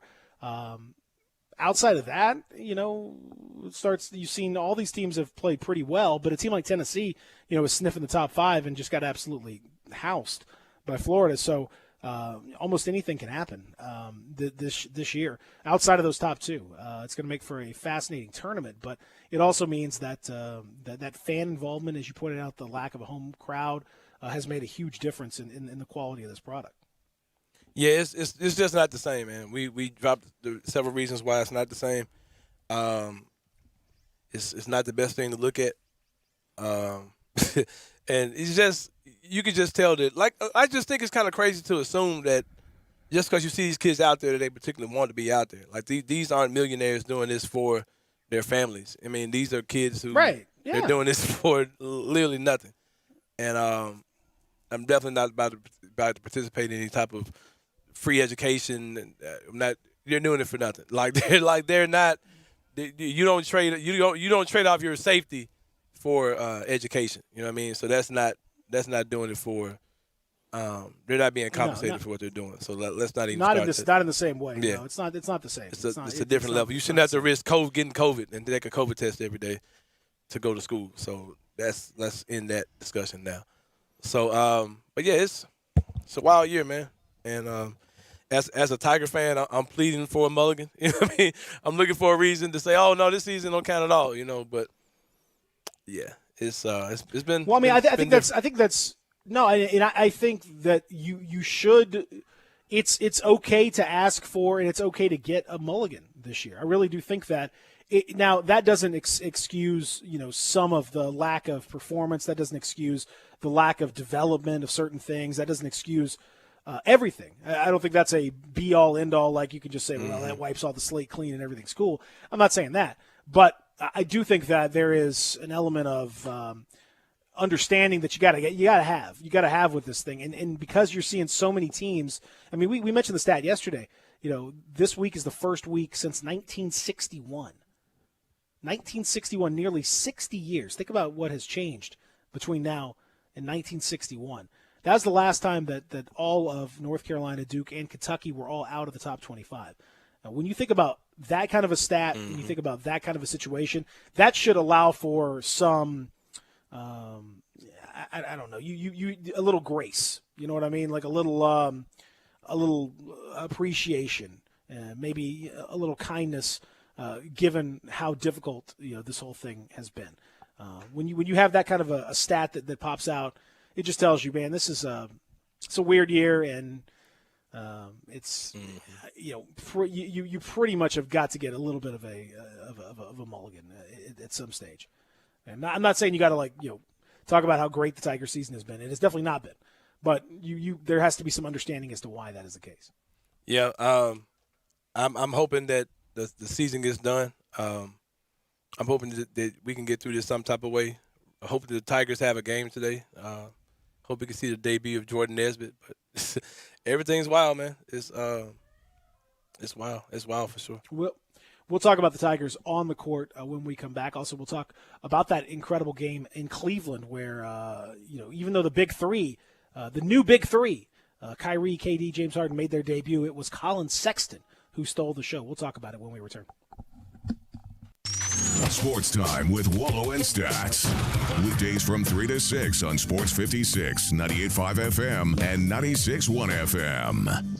Hi, folks. Bob Burkham for Sunrise Buick GMC Truck. Thinking about buying a newer used car or truck? Remember, the selection's better and the savings are bigger at Sunrise. Over 600 new cars and trucks to choose from, factory rebates up to $6,000 and interest rates low as 0%. Immediate financing with next to nothing down, a $6 million used car inventory, specializing in cars and trucks under $10,000 and monthly payments under $200. Bad credit, it's okay. At Sunrise, we've got a financing plan for everybody. SunriseMemphis.com. We're saving you money. It's just a way of doing business. Covington, Pike, Wolf Chase, and Collierville, we make it fun to buy a car again. Did you know nearly 40% of men under 40 and over 75% of men over the age of 40 experience sexual performance concerns? At the Memphis Men's Clinic, their experienced physician performs a comprehensive evaluation that determines which specific issues may interfere with your sexual performance. These issues can vary and range from anxiety to medical issues, low testosterone, or erectile dysfunction. The Memphis Men's Clinic has evaluated hundreds of men of all ages over the years and reestablished a normal sexual life. The Memphis Men's Clinic will work aggressively to resolve issues and allow you to restore your sexual health and overall well-being. That's the Memphis way. If you're 20 years old or 90 years old, come and get cared for the Memphis way. Treatment that's based on your specific needs after a professional clinical evaluation by their experienced board-certified physician. Call the Memphis Men's Clinic today at 901-443-0475 or visit memphismensclinic.com. There's a new commissary in town in Collierville. Germantown Commissary is doubling. Yeah, they're still going to have the old Germantown Commissary by the tracks, but now there's a huge new Germantown Commissary in Collierville at Poplar and Houston Levee Road. It's huge, too. There's a drive-through. There's plenty of parking. No telephone pole to get in your way. A cool patio. It's right by the track, so the tradition continues. And this is a tradition that's been around forever. That commissary is famous for hickory-smoked, slow-cooked Memphis-style barbecue. They've got a private party room at the new one in Collierville. Self-catering still continues. Party packs for $5.95. Basically, the great ribs, the great pulled shoulder, the great deviled eggs. Everything is there in Collierville and Germantown now. So there is now a Germantown and Collierville style of barbecue. It's called Germantown Commissary. I know the sweetest thing in Memphis, and I know it's been around for 115 years. You know, I'm talking about Dinstall's, and it's time to stock up heavy on Cashew Crunch, Heavenly Crunch, Turtlettes, all of your favorite Dinstall's treats. So easy to get. The sweetest thing in Memphis, all you have to do is head to Laurelwood or head to Germantown and Poplar right across from the hospital, or go where they make the candies. That's on Pleasant View. There's nothing that says Memphis better than Cashew Crunch with that little tinge of coconut, or the Turtlettes. Let's face it, there's nothing better than Dinstall's chocolate. That's the mainstay of all candies, isn't it? Milk chocolate, although their dark chocolate is pretty darn good. And if you get the peppermint with the dark chocolate and put it in the freezer, you're going to love it. So many ways to love Dinstall's. Stock up heavy on all of your favorite Dinstall's treats. 115 years of making Memphis oh so sweet. All 75 months at 3.4%. G4, MHFO1604, MSRP 17735. Sport, MU0023664, MSRP 24740. Outlander LZO 39486, MSRP 26630. Includes all rebates and incentives. PF 695. Excludes tax, title, and license with approved credit. See dealer for complete details. Offer valid through end of the month. Dealer stock only. Start 2021 with a bang and your new ride from Gossett Mitsubishi on the Pike. Spend less time filling up and more time getting to the things you love with the 2021 Mitsubishi Mirage G4, 41 mpg highway, $14,994 or $179 a month. Adventure ready 2021 Outlander Sport, $19,673 or $239 a month. And Gossett Mitsubishi has the feature-filled family SUV 2020 Mitsubishi Outlander, $21,643 or $269 a month. Not leases, you own them. Plus, you get Mitsubishi's 10-year, 100,000-mile powertrain limited warranty. That's Gossett Mitsubishi, 1870 Covington Pike, or shop online at memphismitsubishi.com. If you want it, we got it at Gossett Motor Cars. Sports 56 traffic. Still working an accident on Highway 64 westbound at Chambers Chapel. Also accident on Covington Pike at Pleasant View. We got new accidents here on the roadways. We have a right shoulder that is blocked on I-40 West at the 4240 flyover. Also accidents on Kirby Parkway at East Rains, and also accident on White Station and Poplar. And that is your Sports 56 traffic update. Welcome back to Sports 56 Mornings with Peter Edmiston. Yes, I will be good. I promise. Co-hosting Sports 56 Mornings is Anthony Sane. That's great, man. Now, back to Peter and Anthony.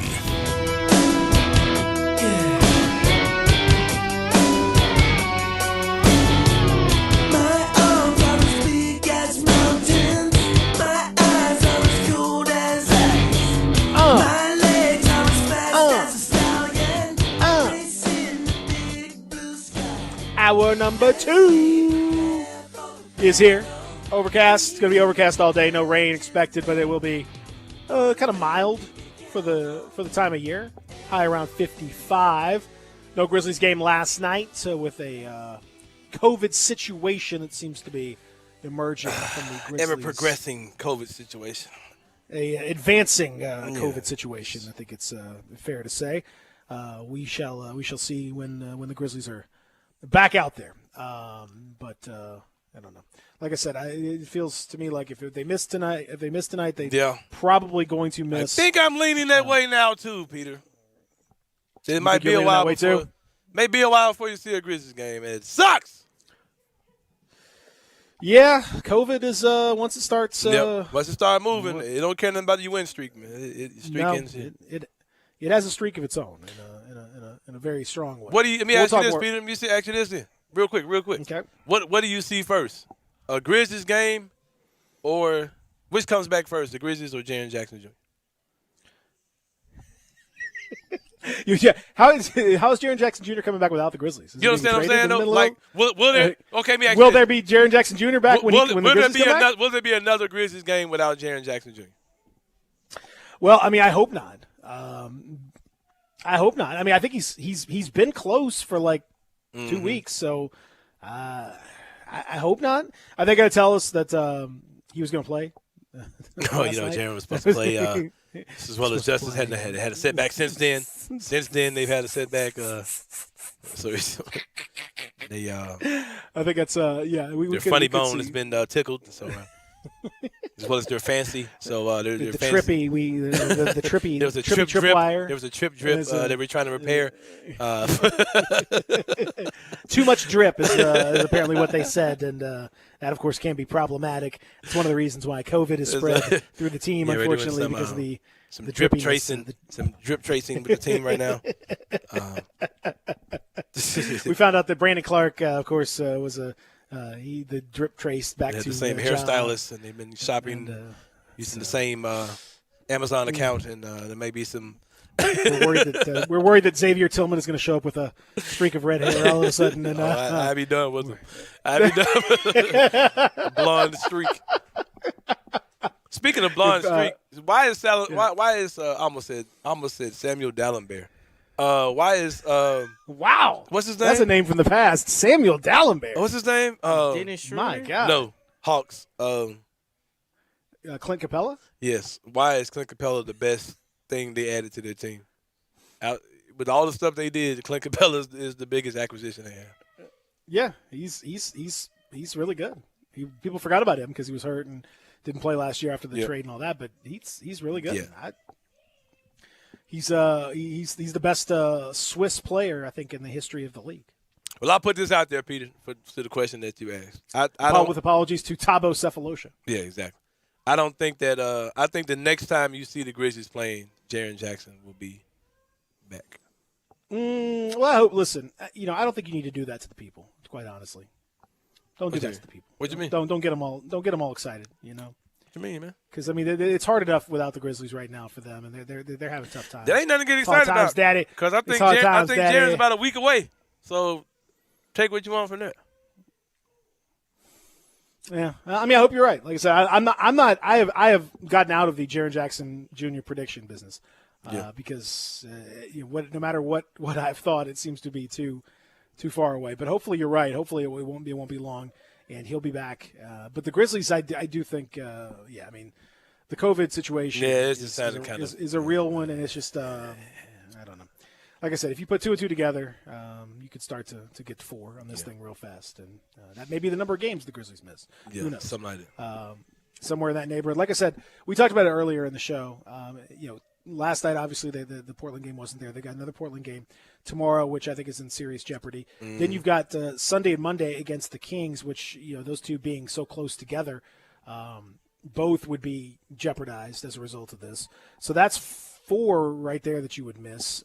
And then maybe, I don't know. Just like I said, I based on previous teams' situations when stuff like this happens, I would expect them to miss multiple games as a result of it. That's been the history of this. That's been what you've seen, and I think the Grizzlies aren't going to be any different than anybody else. You just hope it's not quite as bad as someone like the Wizards have missed 6 straight now. And Boston had a run where they missed like 5, I think. You hope it's not that bad, but it certainly could be. I mean, it's for those of you wondering why I flipped the coin during the break, I had to cut on wearing the Rollers Carmen San Diego and just really do some in-depth tracing. Going back and looking. You got a clue from one of the criminals. You got a clue from jail, and You look at the Minnesota game, you look at the Philadelphia game, you just start. Yeah, just like that. You just start tying stuff together, man. Yeah, I think it's going to be a man. It's going to be a man. You look at who guarded who and who sits near who and all that stuff. Gumshoes. Now explain this to me. Karl Anthony Towns was defended by Brandon Clark. Yeah. Brandon Clark, of course, went to Gonzaga, which is where?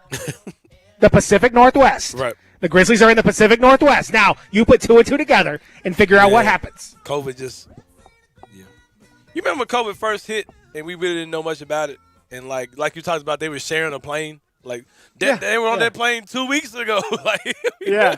It was like they were on that plane like Sunday, and the Grizzlies are on it like Tuesday. Monday. They're like, well, we cleaned the plane, but still, we didn't know anything. We're like, Well, yeah, we were spooked out there. I think we know a little bit more now than we did back then. But yeah. Maybe it's a blessing in disguise, as you mentioned, because I do think there's a decent chance. Again, I'm not getting into the business of doing this, but I agree with you that there's a pretty good chance that Jaren Jackson Jr. could be back when the Grizzlies are back. Maybe it's a blessing in disguise. The Grizzlies are going to miss potentially a few games with a banged up squad. Maybe you get those games back with a healthier group. Maybe you come out there fully loaded. Maybe you come out there, everybody's ready. Tilly and Justice and Jaren. You've already missed. You've already missed. They have the one game postponed. So this is two. I mean, you rack up some games that you can throw in on the other side of the break with a healthier squad. That's not so bad. Maybe that's a little bit of a blessing in disguise. Right. Oh man, I'm sitting up here looking at this, man. When you cut the music on, it's unfortunate, Bro, we've been barking up the wrong tree, following the wrong trail, man. COVID San Diego sent us. She got us again, man. Freaking COVID San Diego, man. It wasn't Cat that's the problem, I don't think, man. No. I told you that. Man. The 76ers I told you game. that. I told you that. Why did you not listen to me? I told you that. It's either Philly or Phoenix. Around is COVID to San Diego. And of course, Phoenix had their issues as well. They had just come off of COVID protocols themselves to play in the game on Monday. Mm-hmm. So let's not excuse them from all this discussion either. And then you know what else happens too? Man, this is all speculation, bro. But we forget about this.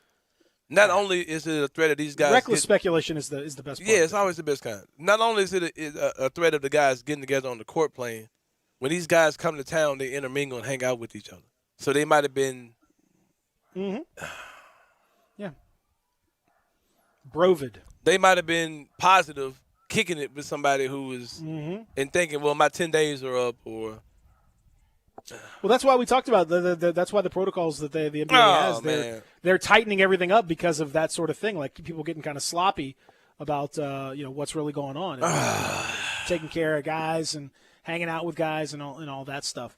So we'll see tonight, though. As far as I know, as of 8:37 this morning, the Tigers are still expected to play in FedEx Forum against Wichita State.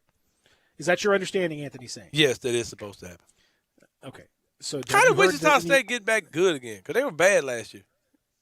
Maybe they got rid of Greg Marshall. Maybe they just needed some positive reinforcement. Maybe he was just screaming at guys. Yeah. They were all just like, man, forget you. I'm done with this. I don't know. But they're not bad. They're not bad at all. So are they great?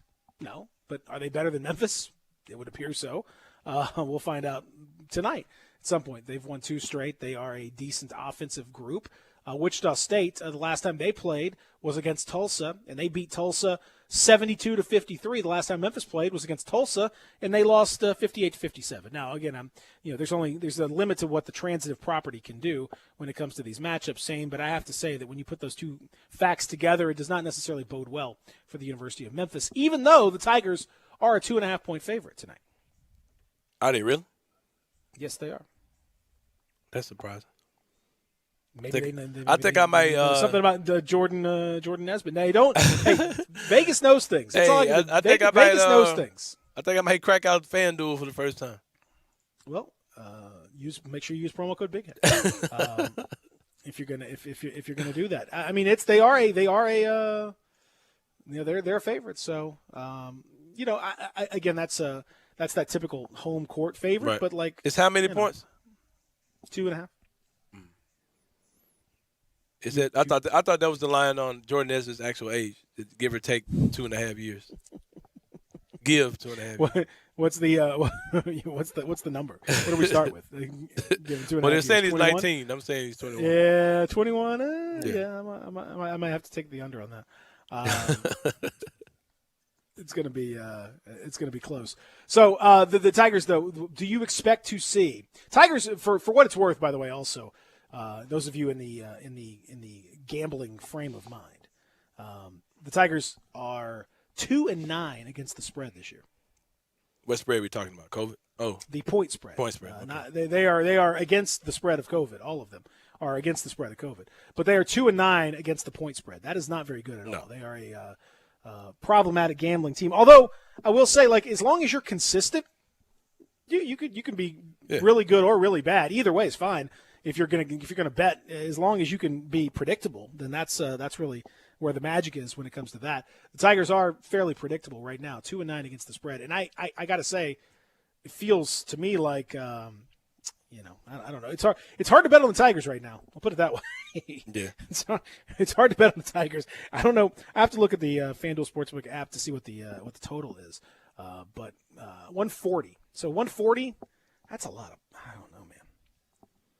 It feels like Wichita State. 140 points. Feels like Wichita State in the under is a pretty strong play as far as I'm concerned. I don't know. It's hard for me to get too much further. Do you expect to see anything? Is there something you think is going to bust out tonight? Is there some kind of a some situation that you think you're going to see? Are you hoping for, expecting something remarkable? No. I would take that under on it. That seems like a lot of points for Memphis versus Wichita State. I think Penn is Wichita State, because Wichita State's not a great shooting team. No. They do score. They play at a decent pace, but hold on, 140, 70 to 70 would be the. That's kind of I don't know if I take that or not. Penn is gonna play their kid tonight, though. Nesbitt? Yeah, sure looks like it. If I talked about it yesterday. I was like, well, I don't know why this kid. What else are you gonna? Why else wouldn't you? I mean, he's eligible. What are you waiting for? He's clearly the season's not going great. There's really no reason to wait too much longer. I don't know what would be the holdup. So yeah, I think he's going to play him. I say play him. See what he can give you a little something, give you a little spark. Somebody's got to give this team a spark. They need some kind of something to get it going. That might be what you need. It's very unusual. It'd be very unusual for a player to just jump right in the mix in the middle of the season like that. But I mean, as we talked about yesterday, because of COVID, one of the unintended consequences is that this could serve as kind of a free, a little free look at the kid. Quite honestly, like I mean, they could be, because you don't have to. The eligibility is not going to change. You're going to be able to have an extra year anyway. So this is like a free. Well, it's like a free look. Give it a shot. It would be exciting to see. So I don't know. Be unusual, but this has been an unusual year, so I wouldn't rule anything out. He might be the kid that saves the season, man. Wouldn't that be something? It would be something. Yes. Jumps right in the mix and is the guy that's gonna get it done. These are two teams that are fairly similar. Yeah, I think I don't know. I'm encouraged to see what happens tonight. I think it could be a surprisingly decent game. I'd love to see the Tigers figure out some way to get an offense that can work out extremely well. We will see. Eli reminded me of something I totally forgot about. Did you saw you? Yeah, he ain't playing tonight. Oh, that's right. Daniel Lerner. Thanks, Eli. For the forgot about that. He's still in COVID. He's still in quarantine and COVID protocol. Yeah, they gotta let that kid in the bubble. Man. Gotta let him in trying the to get cleared. All right, well, never mind then. Yeah, he ain't playing. No shot of magic tonight from Jordan Nesbitt.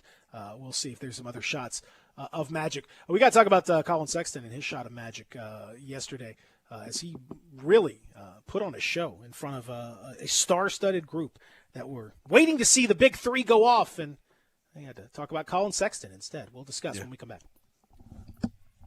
Catch all the NFL playoff action all the way through to the Super Bowl right here on Sports 56, 96.1, and 98.5.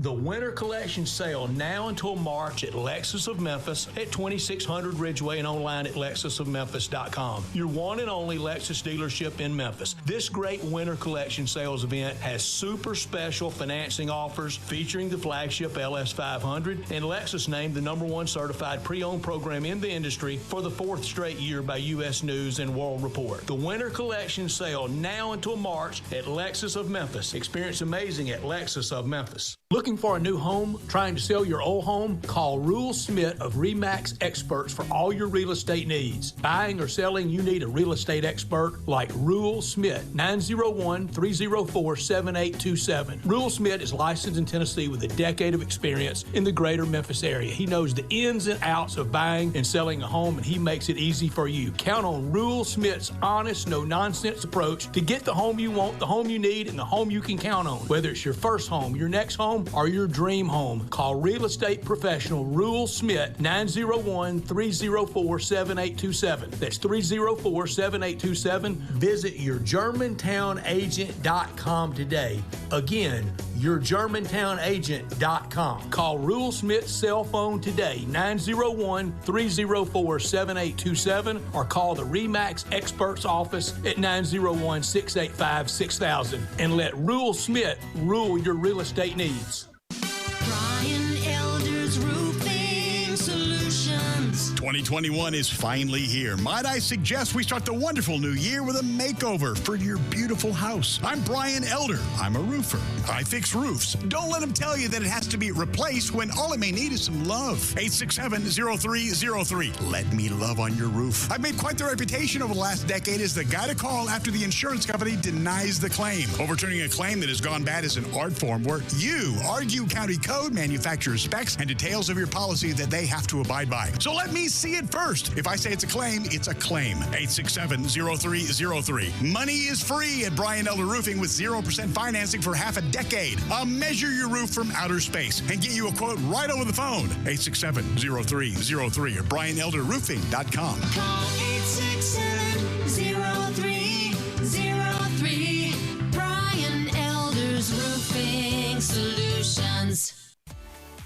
At Jason's Deli, when you're dining in or picking up curbside, you can expect wholesome food and no surprises, just delicious sandwiches, crisp salads, and quick quality meals made with the freshest ingredients and no artificial trans fats, MSG, high fructose corn syrup, or artificial colors and dyes. Around here, a lot of thought goes into what we put into our food and what we take out of it, because you're not just taking a bite, you're getting a taste of who we are. New items are constantly being created to expand our menu for all tastes and special diets with vegan and gluten-free options available. Convenience and on-time delivery you can count on. It's just a click away at jasonsdeli.com, so whether you need to feed 5 people or 5,000, the team at Jason's Deli, they have the credentials and the commitment to keep you satisfied.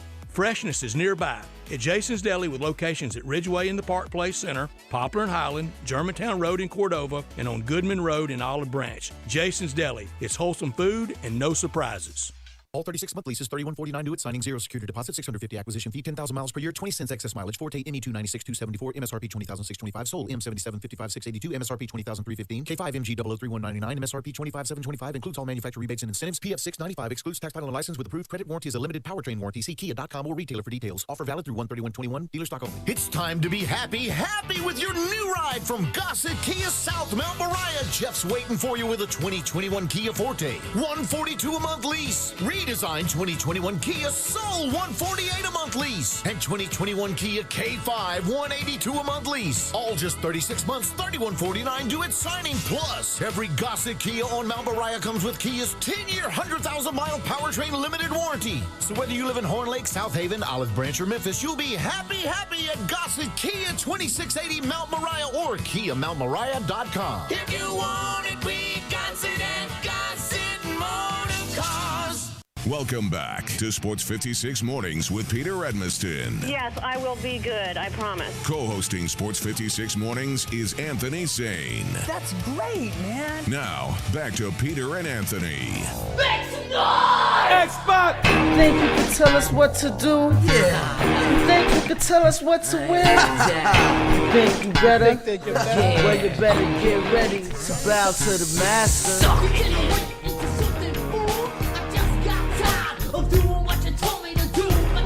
Yeah. It's like a different DX theme a little bit. Break it down. Xbox theme. A little group dynamics occurring last night in Cleveland. The big three, Kyrie, James Harden, and Kevin Durant, all together for the first time. It was a very big deal. And yet when all was said and done, they lost the game in double overtime, no less, to the Cleveland Cavaliers. And how did they lose? Colin Sexton is how they lost. It was 147-135. Colin Sexton scoring 20 straight points at one stage, including hitting the game-tying shot to send it into double overtime, and then unleashing fury once the game got into that double overtime, scoring another 12 straight, 3 after 3, finishing with 20 straight points in the end of that game. What an unbelievable performance from him. And, a reminder, when the Grizzlies played Cleveland both times, they didn't have to deal with Sexton or Darius Garland, who is still out. Garland should be coming back here pretty soon. So that's wild. That's wild, man. And his performance, and you're off the Zoom, Anthony. I don't know if you know that. Yeah, I hit something and it made my entire laptop shut down. Okay, that's not good. Going through a process of getting that back up. And I don't know the password to get back on. So I'll be here until the break. Well, we'll get it sorted. Yeah, we're a few minutes away from the break, so it's all good. We'll get you taken care of. But in the meantime, I'm good. Did you watch? I mean, what a spectacular performance from Colin Sexton. I mean, dominating the Nets and ending up being the story of that game. Yeah, Colin Sexton is one of my most annoying players in the NBA. So it was hard watching him be great last night. But he lit up the Nets by himself in that second overtime. I think he hit like 5 threes in that period or something like that. But yeah, he lit him up, and he's why does he annoy you? The little rat tail thing he's got going on with his hair. He does the most, so to speak. Remember he was in the summer league and he was like acting like he was defending for his dear life against Josh Hart. And right. I'm like, man, right. Get out Maybe of here. Maybe he was man. though. Get out of Maybe here. he man. was. Maybe he was. Maybe that's why he is the talent that he is right now. Maybe that's why he's doing the things he's doing right Yeah. now. Maybe you need to back off of him a little bit. the steroid cream facial skin whitening situation he went through was just being a goofball. I can't get with Colin Sexton. But yeah, shout out to him though. He lit the Nets up last night. I can't hate on the man for that. But he's an annoying dude though. Like he's super annoying. Plus he said something about Jaden Hardaway. What? You didn't know about that?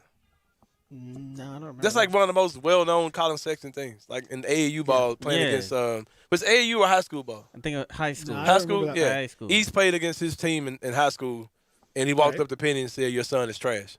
And it was like a I do. Oh yeah. Just disrespectful. Disrespectful. Walking up to an all-time great to tell him his son is trash. If it would have been me, it wouldn't have been no such thing as Colin Sexton 2021. I would have had him touched that night. But Woo! Hey, Penny's a merciful guy. He's a merciful king. I do give him. He That's right. He realized he was dealing with a minor at the time. Yeah, I mean, there's no need to get crazy like that. Zach, but he's that pass code, Zach, so I can get back in the computer. You'll get it. It's good. It's good. Coming up, you're good. Coming up for hour number 3 when our friend Dustin Starr joins us, you'll be be able to jump right back in the mix.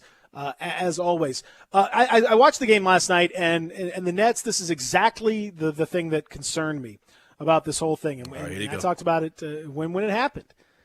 You got to defend somebody. You got to defend somebody. Okay, you're gonna go to the playoffs, and you're going to play against good teams, and you're going to play against people that are better than Colin Sexton. You got to defend a lot better than that. That game tying 3 where Kyrie was like he wasn't even close. Like I don't know.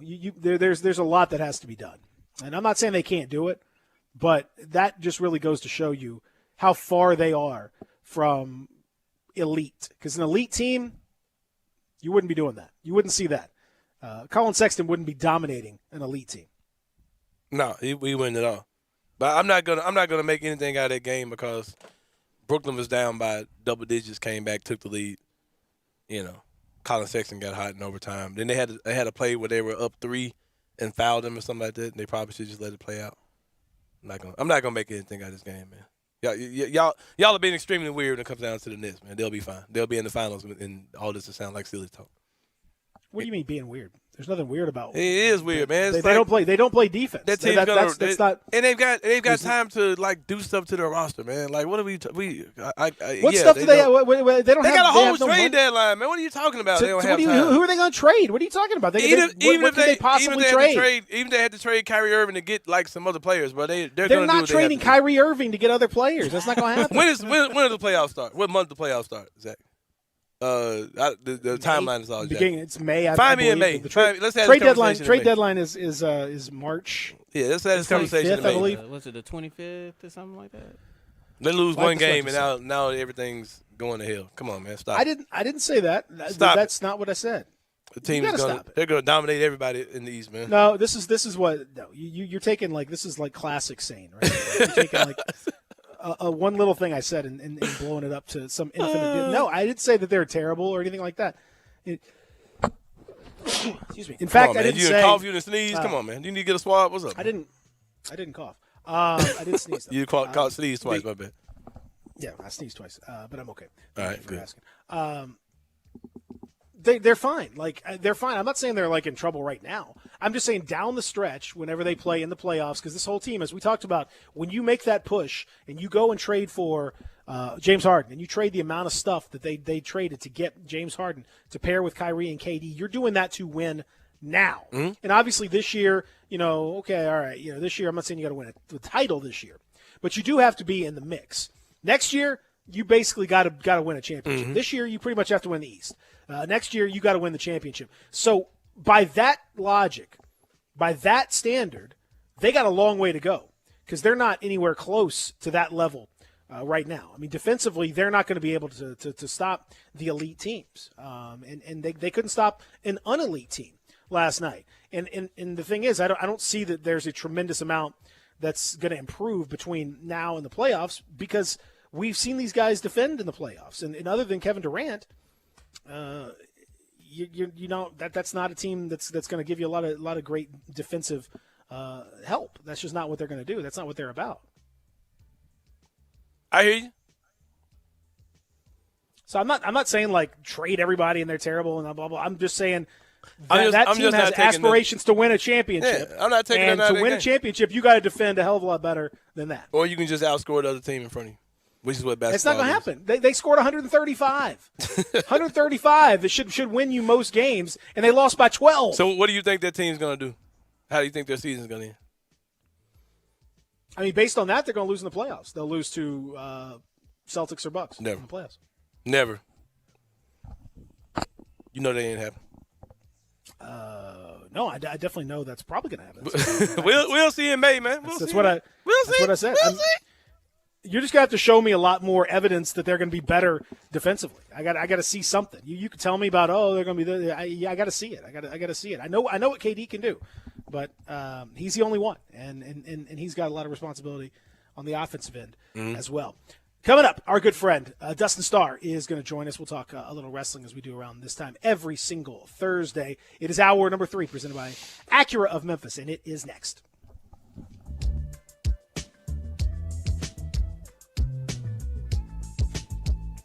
All 75 months at 3.4%. G4, MHFO1604, MSRP 17735. Sport, MU00236 MSRP 24740. Outlander LZO 39486, MSRP 26630. Includes all rebates and incentives. PF 695 excludes tax, title, and license with approved credit. See dealer for complete details. Offer valid through end of the month. Dealer stock only. Start 2021 with a bang and your new ride from Gossett Mitsubishi on the Pike. Spend less time filling up and more time getting to the things you love with the 2021 Mitsubishi Mirage G4, 41 mpg highway, $14,994 or $179 a month. Adventure ready 2021 2021 Outlander Sport, $19,673 or $239 a month. And Gossett Mitsubishi has the feature-filled family SUV 2020 Mitsubishi Outlander, $21,643 or $269 a month. Not leases, you own them. Plus, you get Mitsubishi's 10-year, 100,000-mile powertrain limited warranty. That's Gossett Mitsubishi, 1870 Covington Pike, or shop online at memphismitsubishi.com. If you want it, we got it at Gossett Motor Cars. Is your wife asking you to stop eating junk food? Well, we have you covered at Humdinger's. It's quick and it's healthy, and most important, it tastes amazing. With many choices from salmon salad to rainbow trout and grilled asparagus. Come visit us for lunch at Humdinger's, 6300 Poplar Avenue. So good, Coach Penny eats with us weekly. Don't forget, Humdinger's offers full-service catering for weddings, social events, or your corporate lunches. You can call 901-260-8292 to find out more. Upgrade your commute at Acura of Memphis. Seize the thrill and test drive one of our award-winning models, each packed with cutting-edge technology, luxurious amenities, and a driving experience that's sure to awaken your inner self. Driving shouldn't be a chore, it should be an adventure. Advance your drive today, shop our aggressive lease and finance options now. Luxury is waiting at Acura of Memphis, or shop online 24/7. Visit AcuraofMemphis.com. Do not wait for summer. Get your pool now during the early bird pool sale at Family Leisure through February the 7th. You can reserve your installation spot on your new pool purchase from Family Leisure. You know the price is like the temperature. They'll go up when it gets warmer, so you must reserve yours now. Family Leisure has hundreds of spas on order, so reserve yours now. The early bird pool sales happening now at Family Leisure, Whidden Road at I-40, where family and fun come together. Mid-South, there's never been a better time to buy than right now at Gossett Kia on Covington Pike. So start your new year in a new ride like 2021 Kia Forte, $142 a month lease. The all-new 2021 Kia Soul, completely redesigned exterior and interior, yours for $148 a month lease. Plus the sporty midsize sedan 2021 Kia K5, $182 a month lease. All 36 months, $31.49 due at signing. Plus Kia's 10-year, 100,000-mile powertrain limited warranty. So hurry to Gossett Kia Covington Pike. Online, KiaCovingtonPike.com. Ask for Bobby J. He'll put you in a Kia today. If you want it, we got it at Gossett Motor Cars. All 36-month leases, $31.49 due at signing, 0 security deposit, $650 acquisition fee, 10,000 miles per year, 20 cents excess mileage, Forte ME 296,274, MSRP 20,625, sold M77 55,682, MSRP 20,315, K5 MG 003199, MSRP 25,725, includes all manufacturer rebates and incentives, PF 695, excludes tax title and license with approved credit warranty is a limited powertrain warranty. See Kia.com or retailer for details. Offer valid through 1/31/21, dealer stock only. Listen Sundays at 11 a.m. to join Idlewild Presbyterian Church for worship. Idlewild is a PCUSA church located in Midtown Memphis.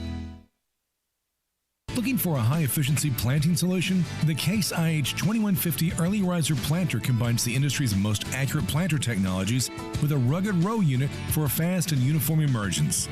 The Case IH 2150 Early Riser operates at your speed and adapts to unique field conditions so that you can maximize your yield potential. Stop in or call Mid-South Ag Equipment at 662-890-3141 to learn more. That's Mid-South Ag, your Case IH Equipment headquarters. We are Sports 56 WHBQ Memphis, W253DF Memphis, and WIVG Tunica Memphis. Flynn Broadcasting Stations. Sports 56 traffic. We work in an accident on I-40 westbound by the 4240 flyover. The right shoulder is blocked. Traffic is still slow in that area. Also, accidents on Kirby Parkway at East Rains. Accident on White Station at Poplar. We have new accidents here on I-40 eastbound on the ramp heading towards Chelsea Avenue. The right lane and the shoulder is blocked there. And also, we have a road closure in Millington, the northbound lanes of Raleigh-Millington at Highway 385. That is closed until 1 p.m. today. That's in Millington. Northbound lanes, Raleigh-Millington at Highway 385, closed. And that's your Sports 56 traffic update.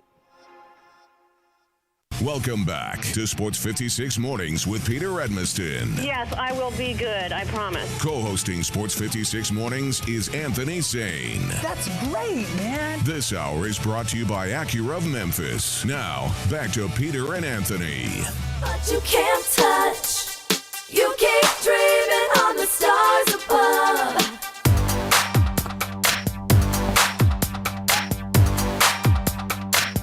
About to start asking, where in the world is Anthony Sane? I never logged back on. Hold on. Starting to get a little worried about you, buddy. Welcome back. It is hour number 3. We are live and local, baby, in the Family Leisure Studios, 2120 Whitten Road, just north of I-40 is where you find Family Leisure. And I can tell you, just like I've told a lot of folks that I know, I love the people over at Family Leisure. Billy and the whole staff over there do an absolutely fantastic job. But you better jump on board now. Now's a great time to do it, by the way. Just so you know, you're thinking about, I know it's like overcast. It's going to be mid-50s today. You know, kind of cloudy, like not super cold day, but definitely not like a summer day or a spring day or anything like that. But doesn't mean you shouldn't start thinking about it. And the folks at Family Leisure have you covered because right now the early bird pool sale is going on, which means you can reserve that installation spot. You can beat the summer pricing. You can get yourself in a great position to feel good. And wouldn't it be nice to just know when spring starts to roll around and gets a little warmer? You're just waiting. You're just waiting because boom, that pool's going to be installed. You got it taken care of. You got the best possible price, and you're good to go. All of that. It's easy with Family Leisure. Let them know. Plus, they've got the spa sale going on too. Hundreds of spas on order. You can reserve yours right now. And those play gyms, very much a great thing for those of you that can't get out to the normal parks because of all the COVID stuff. Get a play gym for your kids. You will very much appreciate, and they will appreciate having something to do. It's Family Leisure, 2120 Whitten Road, just north of I-40. OG Gaston joins us now. Yeah. Shout out to the OG. Are you saying you're OG Gaston? No, just doing some courtesy. Oh. Just going to leave it logged in for Greg when he comes in. So just shout out to the OG Greg Gaston. You think he's gonna keep it? He might. Okay. All right. Well, let's little let's known see. fact about Greg Gaston too. Greg was one of the first people that used to kind of rock with me when I was covering Tiger football for the Tri-State Defender. Greg was one of the first mainstream guys to kind of speak, unlike everyone else, or speak back at least.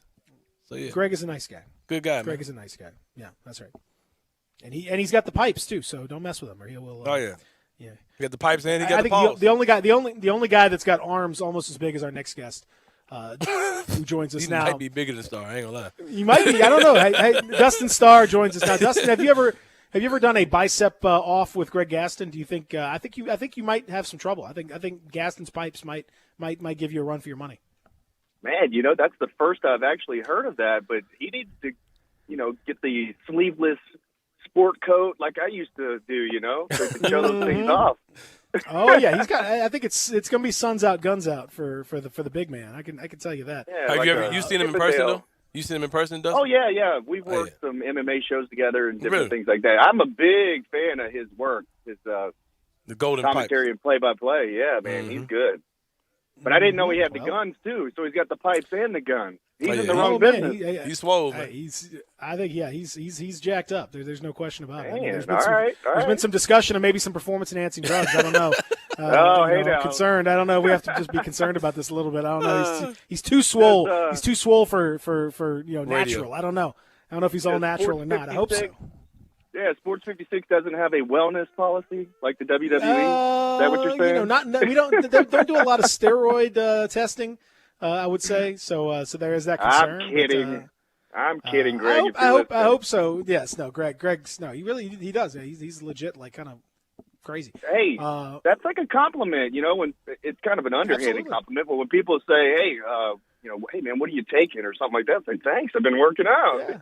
Yeah. There's nothing underhanded. Like the dude's got some arms. So we talked about last week. You guys, you jumping in with CW30 wrestling and Championship Wrestling from Memphis is in the house. It's going to be fantastic. So we talked a lot of local stuff. There was some concern though, and our buddy Scotty wanted to jump into this, and I'm glad he mentioned it because we were going to talk about it anyway. The Brock Lesnar situation, and the whole like dance that you're seeing with Lesnar, Goldberg, McIntyre. There's all kinds of different sort of things, and the involvement of those guys versus, trying to kind of push newer, different talent. How do you make that whole thing work, Dustin? How do you see this kind of playing out? I haven't seen Brock Lesnar actually back. Is he back? Did I miss something? No. It's a possibility. Is what he's saying. Yeah. He's saying you're talking about like the idea that that Right. this is. It's always, there's always that possibility. The Rumble has always got Sure. the thing. There's always like whoever, somebody, Right, something. Whether it's a nod to the past or whether it's somebody that starts an angle or something like that. There's always some kind of thing. So Yeah. What I didn't know what if would I you missed make of something with Brock. But no, not. I mean, mean, unless I missed it too. I don't know. It's possible I missed it too, but I don't think so. I think Brock moves the needle. So a lot of the internet fans, and remember, not all wrestling fans are on Twitter. I think only 5% of the population is even on Twitter. But that's what we hear and that's what we see because we're on it. And people complain about Brock, but he does move the needle. He actually sells pay-per-views and he sells tickets. And I think the reason we haven't seen him is because he's expensive and they're not able to sell tickets right now. So the minute that they need him, and just like The Rock, I really think we're going to see The Rock back in 2022 or 2023 whenever they can pack a stadium for WrestleMania. We're going to see The Rock versus Roman. And that's another one that's similar to, he's more popular right now, but similar to a Brock and a Goldberg. It's the guy from the past that they have to bring in to pop those numbers. I personally think I like Goldberg. I think Goldberg is still in shape. I think Goldberg is probably better now than what he was back in the day. I'm just saying. There are people that do like Goldberg. And if you remember, back in the day, man, during the home run contest and the home run stretch, he was rubbing Mark McGuire's bat for good luck. He was on the front of TV Guide. And I know we're talking about 20-something years ago, but he was the guy in WCW. He was like the Stone Cold Steve Austin of that Attitude Era. He moved the needle. So I don't hate it, but I do think that Drew McIntyre does need to beat him. And at this point, I'm not sure. And so anytime that they do something in wrestling where I'm not exactly sure what they're going to do, I think it's kind of a good thing because it keeps you guessing. But Brock moves the needle. Apparently Goldberg moves the needle. The ratings were increased a little bit on Monday Night Raw with the tease of Goldberg coming back. And, of course, they had Gilbert, who I think is just hilarious. Yeah, but then they've already plugged that this coming Monday, the real Drew McIntyre will be back from his home, unless barring something, unforeseeable happening. But then also Goldberg will be back in the house, too. So I know some of us don't like it because we are looking for those. People say Keith Lee. Push Keith Lee. We just heard a couple of weeks back or a month back, we were talking about them sending him to the Performance Center. So there's something that they're not sure about him as far as, putting him with even Brock. But anytime, Drew McIntyre is the prime example, anytime they put somebody with Brock for Brock to get them over, he does. Nobody sells like Brock does. He might not do it all the time, but when it's time for him to sell, he does, and he gets the talent over. So it all just depends on which directions that they want to go. But with WrestleMania season coming up, I would expect to probably see, even without fans or limited fans, I would probably venture to see Brock here pretty soon. And I don't know if Goldberg's going to beat Drew McIntyre. At first, I thought there's no way that they take the title off of Drew. But then maybe Anthony was saying this last week, or somebody was telling me, well, they're really pushing the fact that that's the only title Goldberg hasn't won. And for a Hall of Famer and a guy that still has a big following, some people hate him, a lot of people love him. That might be something that they want to put in their quote-unquote record book, that Goldberg has done it all. But I see what you guys are saying as far as let's push that new talent, but who is it? And without the crowd, we don't really know, I guess. Well, Dustin, there's a report that the WWE plans on having fans at WrestleMania 37, which is scheduled to take place in March, late March of this year. And they're saying they're estimating around 25,000 people being there. What are your thoughts on if that's even possible, feasible, safe? What are your thoughts on it? Well, when you see college football or Cowboy Stadium have 50,000 people, and you see NFL football have 20,000 people, I mean, they're putting a lot of people, and I know that some of those stadiums seat 100,000 and 80,000 or whatever, so it's still half capacity or whatever. If WWE hasn't had a single fan in the audience this whole time, so for all the crazy, weird things that WWE does to kind of buck the system, I guess, this is one thing that they've kind of held strong to. You know, even when AEW was letting a couple of people in, WWE still doesn't have anybody in there. So I think, you know, of course, they're going to have to follow all the rules and guidelines. And then also, you know, me being a local business owner here, trying to run a new TV program to premiere, you know, I understand that they can't just stand by and be stagnant. So anything that they do, they're going to have to be very strict on the guidelines and the rules and regulations. So I don't necessarily hate it. I actually kind of respect the fact that they haven't even had anybody in the audience, you know, so far. But I did hear that. I don't know exactly what the number is, if it's 20 or 25,000 or whatever, but they would be in Raymond James Stadium, outdoor football field where the Tampa Bay Buccaneers play. Well, they've said it's going to be a two-day event or a two-night event as well, just like last year. So that tells me that they're not too sure about the crowd situation, because I don't think you have it. And they announced that the next two are going to be one-night things. So yeah. Well, I was just saying, moving forward, I think they might want WrestleMania to be a two-day event. You know, even if in LA they have one-day scheduled, that's still, you know, we're a year away from that. So who knows what's going to happen? But I do, for some reason, think that they do want WrestleMania to be a two-day event, and that kind of messes up their schedule with, you know, NXT TakeOver being so big on WrestleMania weekend, and then the big WrestleMania, and then the WrestleMania Raw and WrestleMania SmackDown are always real big. But now that SmackDown is live, that kind of changes things with it too. So there's going to be a little bit of shifting, I think, that WWE is going to have to do. But I don't hate that they have fans. I don't know. I don't like it. I know I'm like I'm the most old school out of everybody, I think, but I don't like it, man. I don't like it. It's, you know, I get it, especially, you know, if you have to deal with COVID stuff. I thought that, like, you know, it made sense this year to do it, you know, that way. They really had to scramble to get WrestleMania going because it was, you know, kind of in the middle of the beginning of COVID stuff, and just was hard to do. It was hard for them to have WrestleMania and you know, Drew McIntyre's big moment in the middle of a, you know, empty performance center. It's just it doesn't feel like much of anything. And they did agree. the cinematic stuff, the Funhouse Mal. They've done a lot more cinematic stuff. The thing is, Dustin, though, that my issue with WrestleMania over the years has always been, you know, since probably, I don't know, it's been the last maybe 15 or 20, maybe even going back further than that, but I can think of those. They want to get all the boys and girls on the show so that they can get them the paycheck. It's a huge paycheck. Yeah. It can make your whole year, basically, getting a cut of that WrestleMania paycheck. So I get that. But it makes the show so bloated that it's just the fans are exhausted. And I think if you do a two-night event, by the end of that night, that second night main event, that's like 8 hours of WrestleMania that you would have watched, and it's too much. There's no. I know it's only 2 nights, but it's too much. I agree. The fans are just going to be dead. Like, if there are fans, they're going to be dead. And We've been fortunate. Go ahead. Sorry.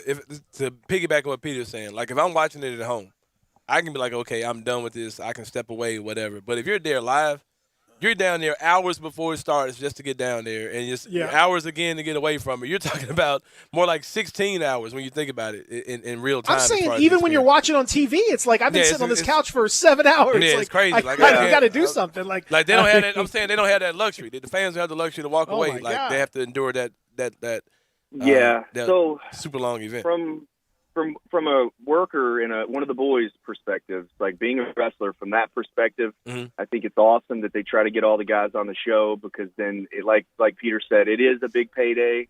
It is something that's a huge bonus. Even if you just appear on a backstage segment, I know fans get mad. Like, my favorite wrestler, he didn't have a match. Dude, trust me, him being on the show, that just helped his family for that year tremendously. But, so I respect that. That's cool. But on the other flip side, I've tried to look at it like a fan, like a consumer, because we have been fortunate enough to go to several WrestleManias now, and Maria likes to go, Brady likes to go. Even though he's not so invested in wrestling right now, he loves to go. It's the spectacle. It's the fireworks. It's the action. It's definitely a spectacle. Fans. But if you want me to get a hotel room and such for, like, because I would already go for, possibly NXT, WrestleMania, and then stay for Raw because it's all in the same town. So that's 3 days. Man, now it's almost a full week for me. So now I got 2 days worth of WrestleMania. It's an extra hotel and all that. And I'm not trying to be cheap. I'm just saying that that's a lot to put on somebody. When you go to the Super Bowl, you're there for the Super Bowl. To me, WrestleMania is the Super Bowl of wrestling. So why do I have to go for 2 days? So that it would definitely be a determining factor if we go to a WrestleMania, is if it's 1 or 2 days. And I know that might be a little weird, but it's kind of not, because people are busy, people have to work, and then taking a whole extra day. And Anthony, you're right. It also depends on where the WrestleMania is. So WrestleMania in New Orleans was so much better than WrestleMania in Orlando just for the commute, because taxis and Ubers, and I say taxis because the taxi was actually cheaper than the Uber with the surcharges. You have to literally Uber and taxi and all that kind of stuff all the way across town in Orlando, from access to the building and then back to the hotel and all that. Whereas in New Orleans, we just walked everywhere. It was super cool. So it all depends on where WrestleMania is too, I think.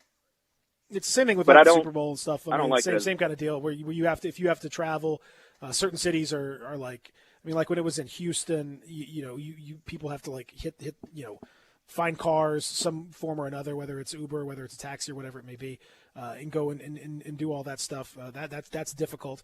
Whereas like a city like New Orleans, Indianapolis, some of these other cities, it's all like there. When we were in New York, it was like you had to go and find a cab or some kind of thing to go across. Sometimes you have to go to New Jersey to do stuff, and it was all too much. Whereas this is like, to me, it makes perfect sense to try to have it in a much more compact area, and to try to make the show compact, because as we transition over, because we gotta run, but I want to talk about CW30 as well, and what you guys are doing. You have to be mindful of that when you're putting your shows together, and I know you guys are starting to put all the shows together and format everything, and you don't want to do too much too soon. You don't want to overburden everybody, and you want to you gotta pace it. You know what I mean? You gotta pace it.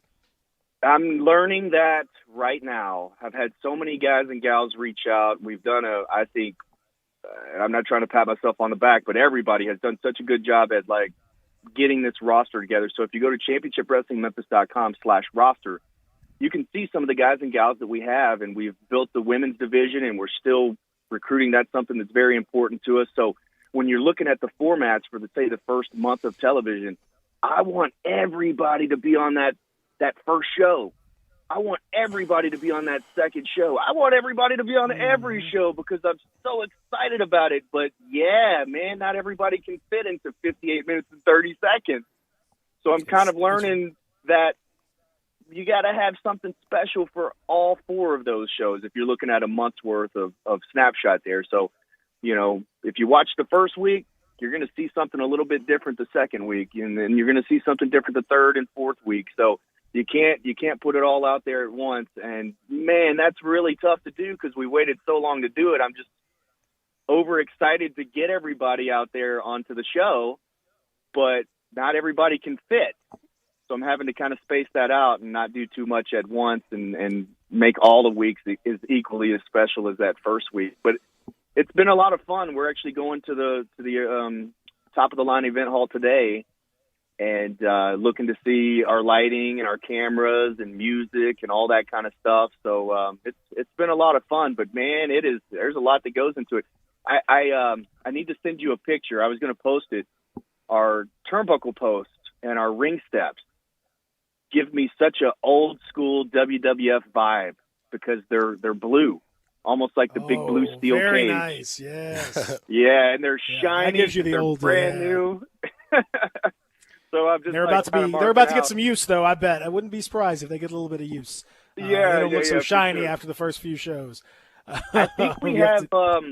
I think we only have like 12 tickets left, and they're general admission tickets. They're only $10. Kids are only $5. So we knock on glass here because I don't have any wood around me, but it looks like we will be at capacity. And again, we're at 25% capacity starting out, and that's different than WrestleMania, guys. This is 75 people. It's not 25,000. Exactly, but it's somebody. It's somebody, and it's wrestling, and it's the history, and it's what Memphis wrestling has always been. So very, very excited to see it. We'll learn more about it next week when we talk to you. It's going to be fantastic. So thank you very much, Dustin. Great stuff, and I look forward to seeing those pictures, man. Because yes, thanks, guys. I'm getting excited about it. Man, me too. Thanks, man. He is Dustin Starr joining us here on the program. We'll talk more about the game that did not happen last night. You might have thought the Grizzlies were going to play. You were wrong. The Grizzlies did not play. We'll give you the latest on where the Grizzlies stand when it comes to COVID, and also the teams that did play, and college in particular. One sort of bluish one didn't look so good. We'll discuss that when we return for hour number 3, presented by Acura of Memphis. Real Sports Talk, Sports 56, 98.5, 96.1. We are Sports 56 WHBQ. Listen to us daily on AM 560, 98.5 FM, and 96.1 FM. All 36-month leases, $31.49 due at signing, 0 security deposit, $650 acquisition fee, 10,000 miles per year, 20 cents excess mileage, Forte ME296,274, MSRP $20,625, sold M7755,682, MSRP $20,315, K5 MG 003199, MSRP $25,725, includes all manufacturer rebates and incentives, PF $695, excludes tax title and license with approved credit warranty, is a limited powertrain warranty. See Kia.com or retailer for details. Offer valid through 1/31/21, dealer stock only. It's time to be happy with your new ride from Gossett Kia South Mount Moriah. Jeff's waiting for you with a 2021 Kia Forte, $142 a month lease. Redesigned 2021 Kia Soul, $148 a month lease. And 2021 Kia K5, $182 a month lease. All just 36 months, $31.49 due at signing. Plus, every Gossett Kia on Mount Moriah comes with Kia's 10-year, 100,000-mile powertrain limited warranty. So whether you live in Horn Lake, South Haven, Olive Branch, or Memphis, you'll be happy at Gossett Kia, 2680 Mount Moriah or KiaMountMoriah.com. If you want it, we got it at Gossett Motor Cars. Brian Elder's Roofing Solutions. 2021 is finally here. Might I suggest we start the wonderful new year with a makeover for your beautiful house. I'm Brian Elder. I'm a roofer. I fix roofs. Don't let them tell you that it has to be replaced when all it may need is some love. 867-0303. Let me love on your roof. I've made quite the reputation over the last decade as the guy to call after the insurance company denies the claim. Overturning a claim that has gone bad is an art form where you argue county code, manufacturer specs, and details of your policy that they have to abide by. So let me see it first. If I say it's a claim, it's a claim. 867-0303. Money is free at Brian Elder Roofing with 0% financing for half a decade. I'll measure your roof from outer space and get you a quote right over the phone. 867-0303 or BrianElderRoofing.com. Call 867-0303. Brian Elder's Roofing Solutions. All 75 months at 3.4%, G4, MHFO1604, MSRP 17735, Sport, MU0023664, MSRP 24740, Outlander LZO 39486, MSRP 26630, includes all rebates and incentives, PF 695, excludes tax title and license with approved credit. See dealer for complete details. Offer valid through end of the month, dealer stock only. Start 2021 with a bang and your new ride from Gossett Mitsubishi on the Pike. Spend less time filling up and more time getting to the things you love with the 2021 Mitsubishi Mirage G4, 41 mpg highway, $14,994 or $179 a month. Adventure ready 2021 Outlander Sport, $19,673 or $239 a month. And Gossett Mitsubishi has the feature-filled family SUV 2020 Mitsubishi Outlander, $21,643 or $269 a month. Not leases, you own them. Plus, you get Mitsubishi's 10-year, 100,000-mile powertrain limited warranty. That's Gossett Mitsubishi, 1870 Covington Pike, or shop online at MemphisMitsubishi.com. If you want it, we got it at Gossett Motor Cars. I'm here with the great Pat Donahue from the Rendezvous Restaurant Shipping Department. Thanks, Brett. We've been shipping our ribs all over the country now for decades from our USDA-inspected shipping kitchen in the Pinch District. We hand-cook our ribs in pits that Mr. Charlie built over charcoal, just like they do at the restaurant. So what comes in a rib box? We could do pork shoulder, we could do ribs, our sauce, seasoning, baked beans, coleslaw. We'll even throw in Pancho's cheese dip with our nacho boxes. We also put a bag of Rendezvous seasoned popcorn, heating instructions, some chef hats, some wet naps, and some other helpful tips from our kitchen. We ship our ribs overnight, exclusively FedEx. And we put them in nice packaging. We don't ever want to use styrofoam, so we use corrugated cardboard, actually 2 boxes that fit nice together, so the ribs get to you, your loved ones, or your clients in a safe, wholesome manner. Rendezvous ribs are perfect for out-of-town clients, customers, loved ones. We also ship ribs for any occasion. Where do we order these great ribs? You can go to www.hogsfly.com or give us a call at 1-888-464-7359. Charlie Burgos' Rendezvous Restaurant in the alley since 1948.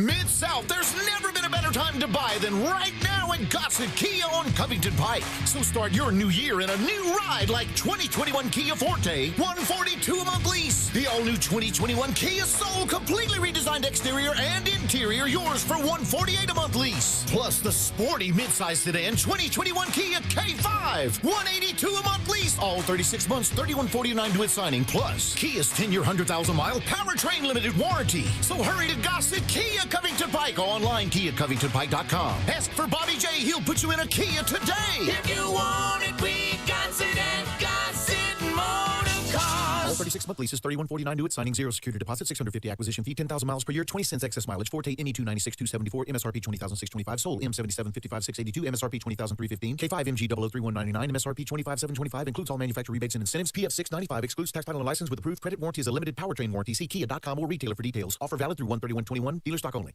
Welcome back to Sports 56 Mornings with Peter Edmiston. Yes, I will be good, I promise. Co-hosting Sports 56 Mornings is Anthony Sane. That's great, man. This hour is brought to you by Acura of Memphis. Now, back to Peter and Anthony.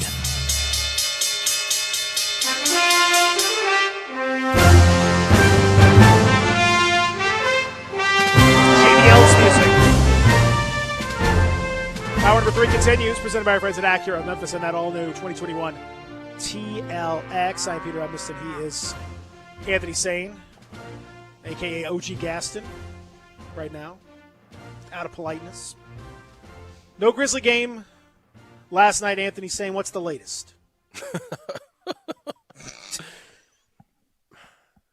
I don't think it's going to be none for a while, man.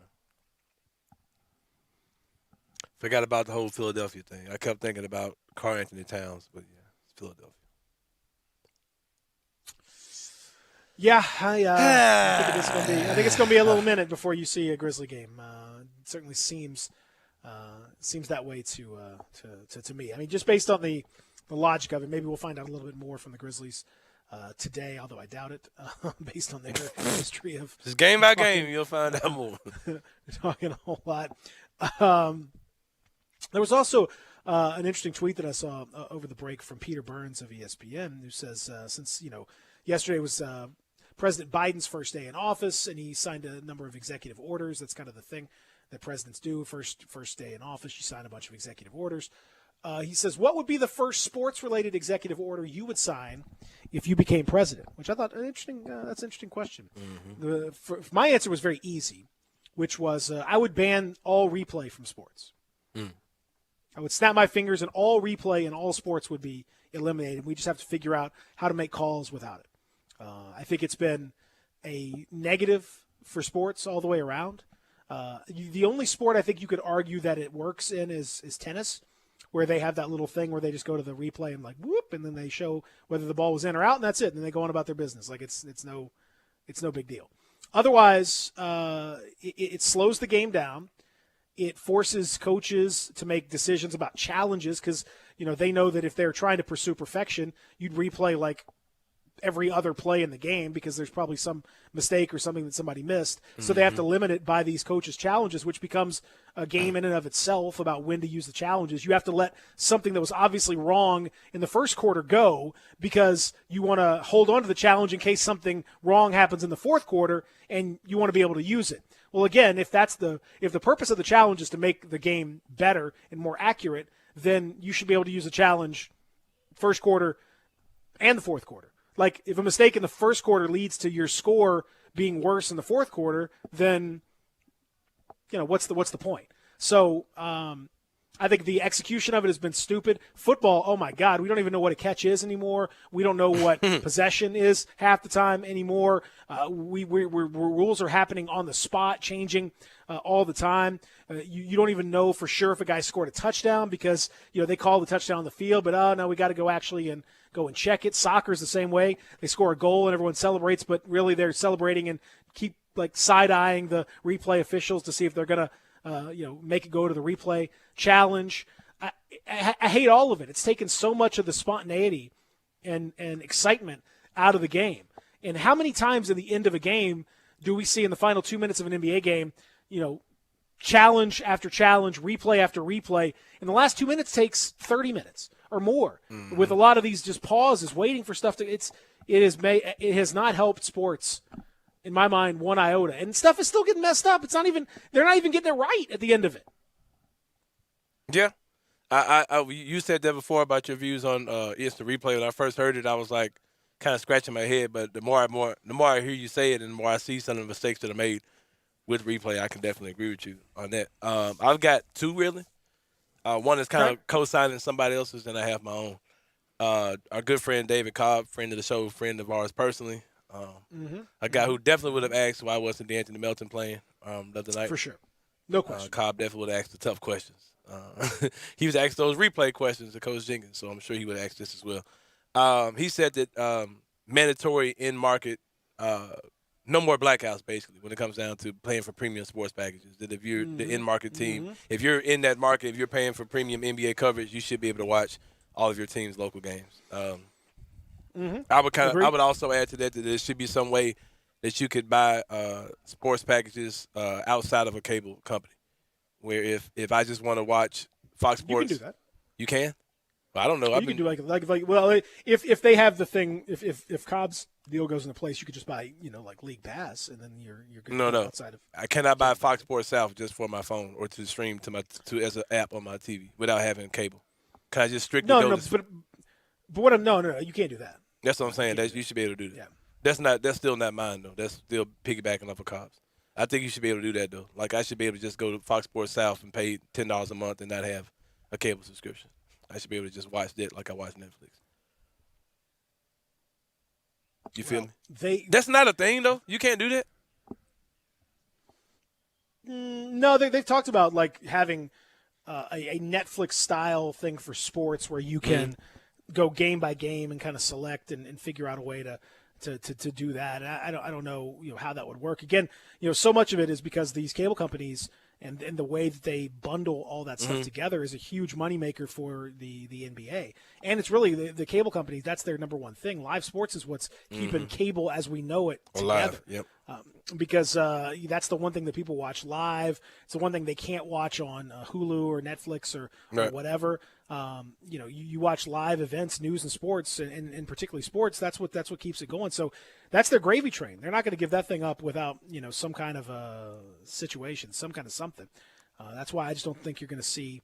They've talked about doing something, but I have a feeling that it would still be pretty pricey. It would just they might change the way the price is charged to you, but it's still going to be pretty pricey because they know that sports fans that's a huge market, and again how many shows do you actually watch live now? Nothing but sports. You know what I mean? Like how many? When was the last time you watched a non-sports show live on TV and sat through all the commercials and all that stuff? No, it's been a while. I don't know that I've done it in 10 years. I mean, it's probably still have been watching live. Anytime I watch a show that's like a live TV show, like a non-sports show, like I'm watching it on Hulu or something or Netflix or whatever. Like I'm watching it the next day, or people DVR it and then fast forward to the commercials themselves anyway. So like, I don't know. This is where sports is hugely valuable, and they're not going to kill that golden goose because that's the last thing that's keeping these cable bundles together. For sure. But I agree with you. I mean, if I could just write it down and mark it down, and I would do it for sure because it sucks when people have to deal with blackouts and everything else. It's stupid and ridiculous. So I am 100% on board with that. Brandon responds and says, I'm not sure I disagree with you on the replay, but solve nothing probably isn't correct. I think it's safe to assume that games are more accurately officiated with replay. I'm not sure that's true because I think the guys, and you've heard referees talk about this before, when the replay is out there, they know that they are one bad call away from being humiliated. They're one bad call away from looking bad. And so they officiate defensively. They officiate thinking, well, I can't. I don't want to screw this thing up. I don't want to look bad. And a lot of times they just don't even make a call, and they wait to go to the replay because replay will, confirm or their calls. A lot of times they're officiating with one eye kind of on the replay box, knowing that will correct some of the mistakes. Sometimes they have to not even make a call by rule, like on fumbles and stuff. You're not supposed to blow the play dead. You're supposed to keep it going so that replay can undo. If there was a mistake, replay can undo it. Once you blow the whistle, then that's not the case. We have all these weird restrictions on when you can and can't use replay, and you blow the play dead, and then you can't use replay on certain things like that. Within the NBA, you can go to the replay to check one thing, but you can't go for another reason. You can check whether a foul was right or not, but you can't check whether a foul wasn't called. You can't what's that all about? Yeah. Like, what's the point of that? Like, are you actually? And I keep going back to the logic of it. People talk about like last 2 minutes, and they only replay stuff in the last 2 minutes, and no challenges and all that. But if it matters to get it right in the last 2 minutes, why are you devaluing the other 58 minutes or 48 or 46 minutes, depending on what sports you're in? When calls screw up, how many times have we seen a game, whether it's college basketball or the NBA, where a guy picks up a BS foul and it takes him into a foul trouble situation, takes him out of the game for however many minutes because the coach takes him out, and totally changes the course of the game. And that's not in the last 2 minutes. That doesn't get replayed and checked and all that. And yet it's a huge momentum swing and a huge change in the game. If some college basketball player picks up his third foul in the first half, that's a major, major thing. And you can't replay it. So what's the point? You have all these dumb restrictions on replay. It drives me insane. I hate it, and it's not the sport. It's not meant to be slowed down to one frame by frame to see whether a guy got one atom of his toe down or his fingernail scraped the ball before it went out of bounds. That's not what it's supposed to be. Yeah. Make the call, live with it. Mistakes happen by the players. Mistakes will happen by the officials. That's life. It'll all work itself out. I know the play that stands out to me as far as the NBA replays are concerned is when Patrick Beverly swiped down and knocked the ball out of LeBron's hands, and they gave the ball to the Clippers. And that's the play that 99 times out of 100 you give that you give that ball back to the team on offense because the guy on defense knocked it out of his hands and it went out of bounds. And when they replayed it was like, well, he initiated the contact, but the trajectory of the ball, like, no, man, like, no, that's Lakers ball all day long. Like, that's a playground rule. You knock the ball out of his hand, he keeps the ball. That's just, that's the way it goes. But the other one that I had as far as things that I would change is amateurism in sports. I just end it altogether. I'd end the charade of amateurism. Let guys leave from high school, go straight to the G League or the NBA or whatever they say to do. But just end all that. Plus, I want to play some games, some college sports games. So let's get this going. I got some interesting news. I got some interesting news on the games front, which I'll tell you about after the break. Plus, as you mentioned, these sorts of things and amateurism and the shame of that. That's where a team like Tennessee has really attacked the amateurism and said, hey, let's hand over some, cash in McDonald's bags. Let's go after this. They're really heroes in my mind for trying to give these kids some money that they deserve, and it's really what it's all about, right? I think they should be heroes and praised. No, nobody. Okay, we'll come back and we'll.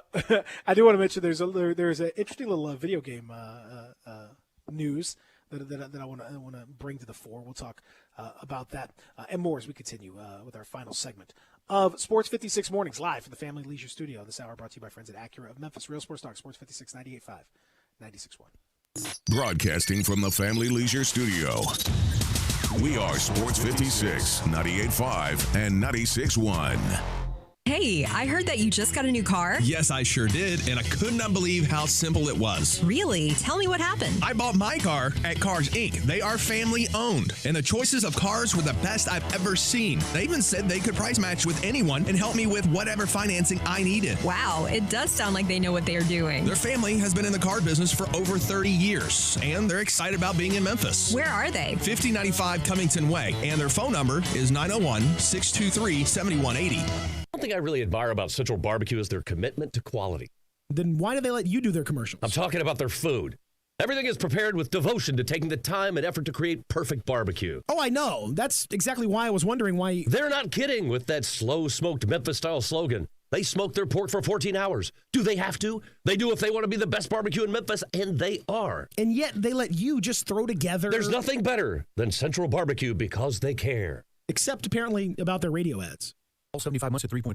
G4, MHFO1604, MSRP 17735. Sport, MU00234, MSRP 24740. Outlander, LZO 39486, MSRP 26630. Includes all rebates and incentives. PF 695. Excludes tax title and license with approved credit. See dealer for complete details. Offer valid through end of the month. Dealer stock only. Start 2021 with a bang and your new ride from Gossett Mitsubishi on the Pike. Spend less time filling up and more time getting to the things you love with the 2021 Mitsubishi Mirage G4, 41 mpg highway, $14,994 or $179 a month. Adventure ready 2021 Outlander Sport, $19,673 or $239 a month. And Gossett Mitsubishi has the feature-filled family SUV 2020 Mitsubishi Outlander, $21,643 or $269 a month. Not leases, you own them. Plus, you get Mitsubishi's 10-year, 100,000-mile powertrain limited warranty. That's Gossett Mitsubishi, 1870 Covington Pike, or shop online at memphismitsubishi.com. If you want it, we got it at Gossett Motor Cars. When you visit Navy Liquor at 7866 Highway 51 in Millington, you'll be treated like family by friendly, knowledgeable staff. Select are your favorite bourbon, vodka, scotch, beer, tequila, gin, and rum, as well as wines from all over the world. An amazing selection of sakis, too. Coldest beer in town. Beer kegs are available. Any beer, any wine, any liquor, you got the Navy Liquor hookup. Come see us, holiday or any other occasion. Navy Liquor, corner of Highway 51 and Navy Road in Millington.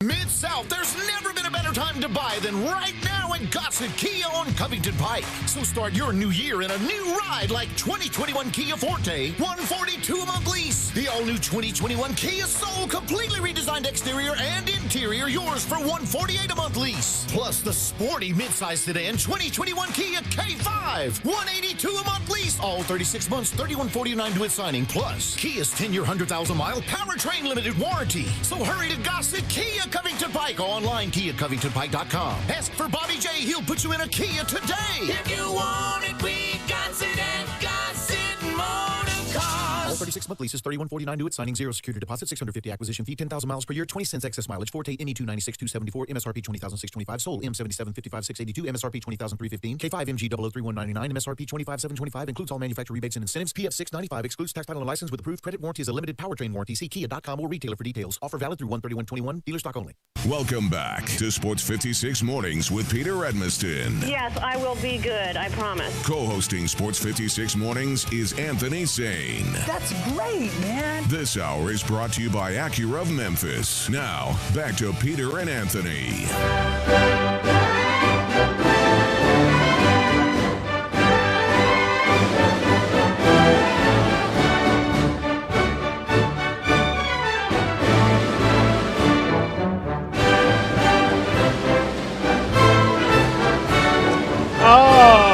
The old Hulkster. The Hulkster's music. No? Jerry Lawler. Apparently his Ric Flair. Jerry the King Lawler right here. He's got Gabe Kuhn's juices flowing over there. He's getting all excited about our good friend, the British Bulldog. Yeah. You mentioned going into the break, you were talking about that your desire to see the college video games back in the mix. Bring them back. I agree with you. I agree with you 100%. I would love to see that. But I do have some good news on the video game front. Come on with it. I have to figure out how to send this out there to somebody. I don't know how I could do it without What you mean? violating the laws. But some intrepid person, God bless him, has modified the old NBA Jam Tournament Edition for the Super Nintendo to today's rosters. Okay. And I played last night as Ja Morant and Jonas Valanciunas against James Wiseman and Steph Curry in NBA Jam. Okay, like was Jaren, old school. Was Jaren that on the game? No, for I guess because Jaren's injured or whatever, they were using the current, like get literally outta the here. current roster. It's either that's the only issue I have with it is it's Ja Morant, Gorgie Jing, or Jonas Valanciunas. I guess they need a big man, and they didn't want to put Jaren in there because he was hurt. I don't know. It was weird. It was a weird choice to me. But it's still you're playing with Ja Morant in NBA Jam, like old school NBA Jam, the way you remember it in the arcade. It's fantastic. All the old, like all today's, like, and you can also put in all the codes like you could before. So you could put you can have Michael Jordan, Hakeem Olajuwon against Ja Morant if you want. Yeah, you can put in all these other guys. It's awesome. 2K So tried I don't know- something like that with their game, but it's just too much going on with their game for me. Yeah, I mean NBA Jam is that it's because it's NBA Jam. It's just so All these he's games on are so fire and all pay that to stuff. play. Man, It's like great. you just can't pick up the game, and they got all the players. You got to buy it. I'm like, man, come on, man. Like just I want to pick up the game and play. I know. Yeah, I know. It's everything these days is just ridiculous when it comes down to that type of But I mean, really and truly, it's awesome to see playing with Ja. It's awesome. Like it's so it just old school. Reminded me of what it was like going to the old arcade, going to Celebration Station or whatever. Right. Oh, man. And and playing NBA Jam Tournament Edition and NFL The Blitz problem is right there like beside it, technically. Technically, it's not legal because you're not. I'd assume supposed to that's do not that. a licensed game you're playing. Yeah. Yeah, That was well, my it is a licensed game. It's somebody modifying the licensed game in an What is that? unauthorized way. So they're taking they're taking it and undoing. The So it's stuff the and all exact that. engine is NBA Jam. Yes. Oh yeah. Absolutely. It's not like somebody's making a replica. No, it is. It's everything. I mean, it's exact. Everything's the same except they changed the people. So they changed the graphics, obviously for for Grizzlies and stuff like that, and for Ja Morant and all that. Are you playing this on a PC? I mean, I'm playing. Yeah, I was playing on an emulator for. But you can play it. You could put it on there's emulators that can go on your other outlets. You can Right. find other ways to do it.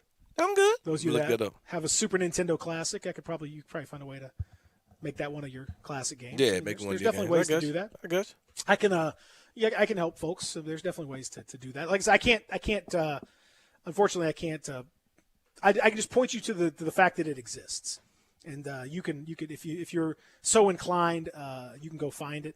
I will say it's a lot of fun to play, James Wiseman against Ja Morant in NBA Jam, using 1994 graphics. It's great. Yeah, I It gotta takes see me back that. to takes me back to my childhood. It's pretty awesome. I don't know why they picked Gorgie Jing. Jonas Valanciunas, fine, whatever.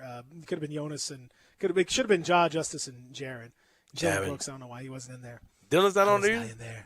No, they only have 3 for each team, so you got to just deal with that. Yeah, that's weird. But they need to Yeah, start he's all Heating over. up. He's heating up. I mean, Dylan would have been the perfect. to be- Get that shot out of here. Get that shot out of here. Oh. To Anyway, O'Neal.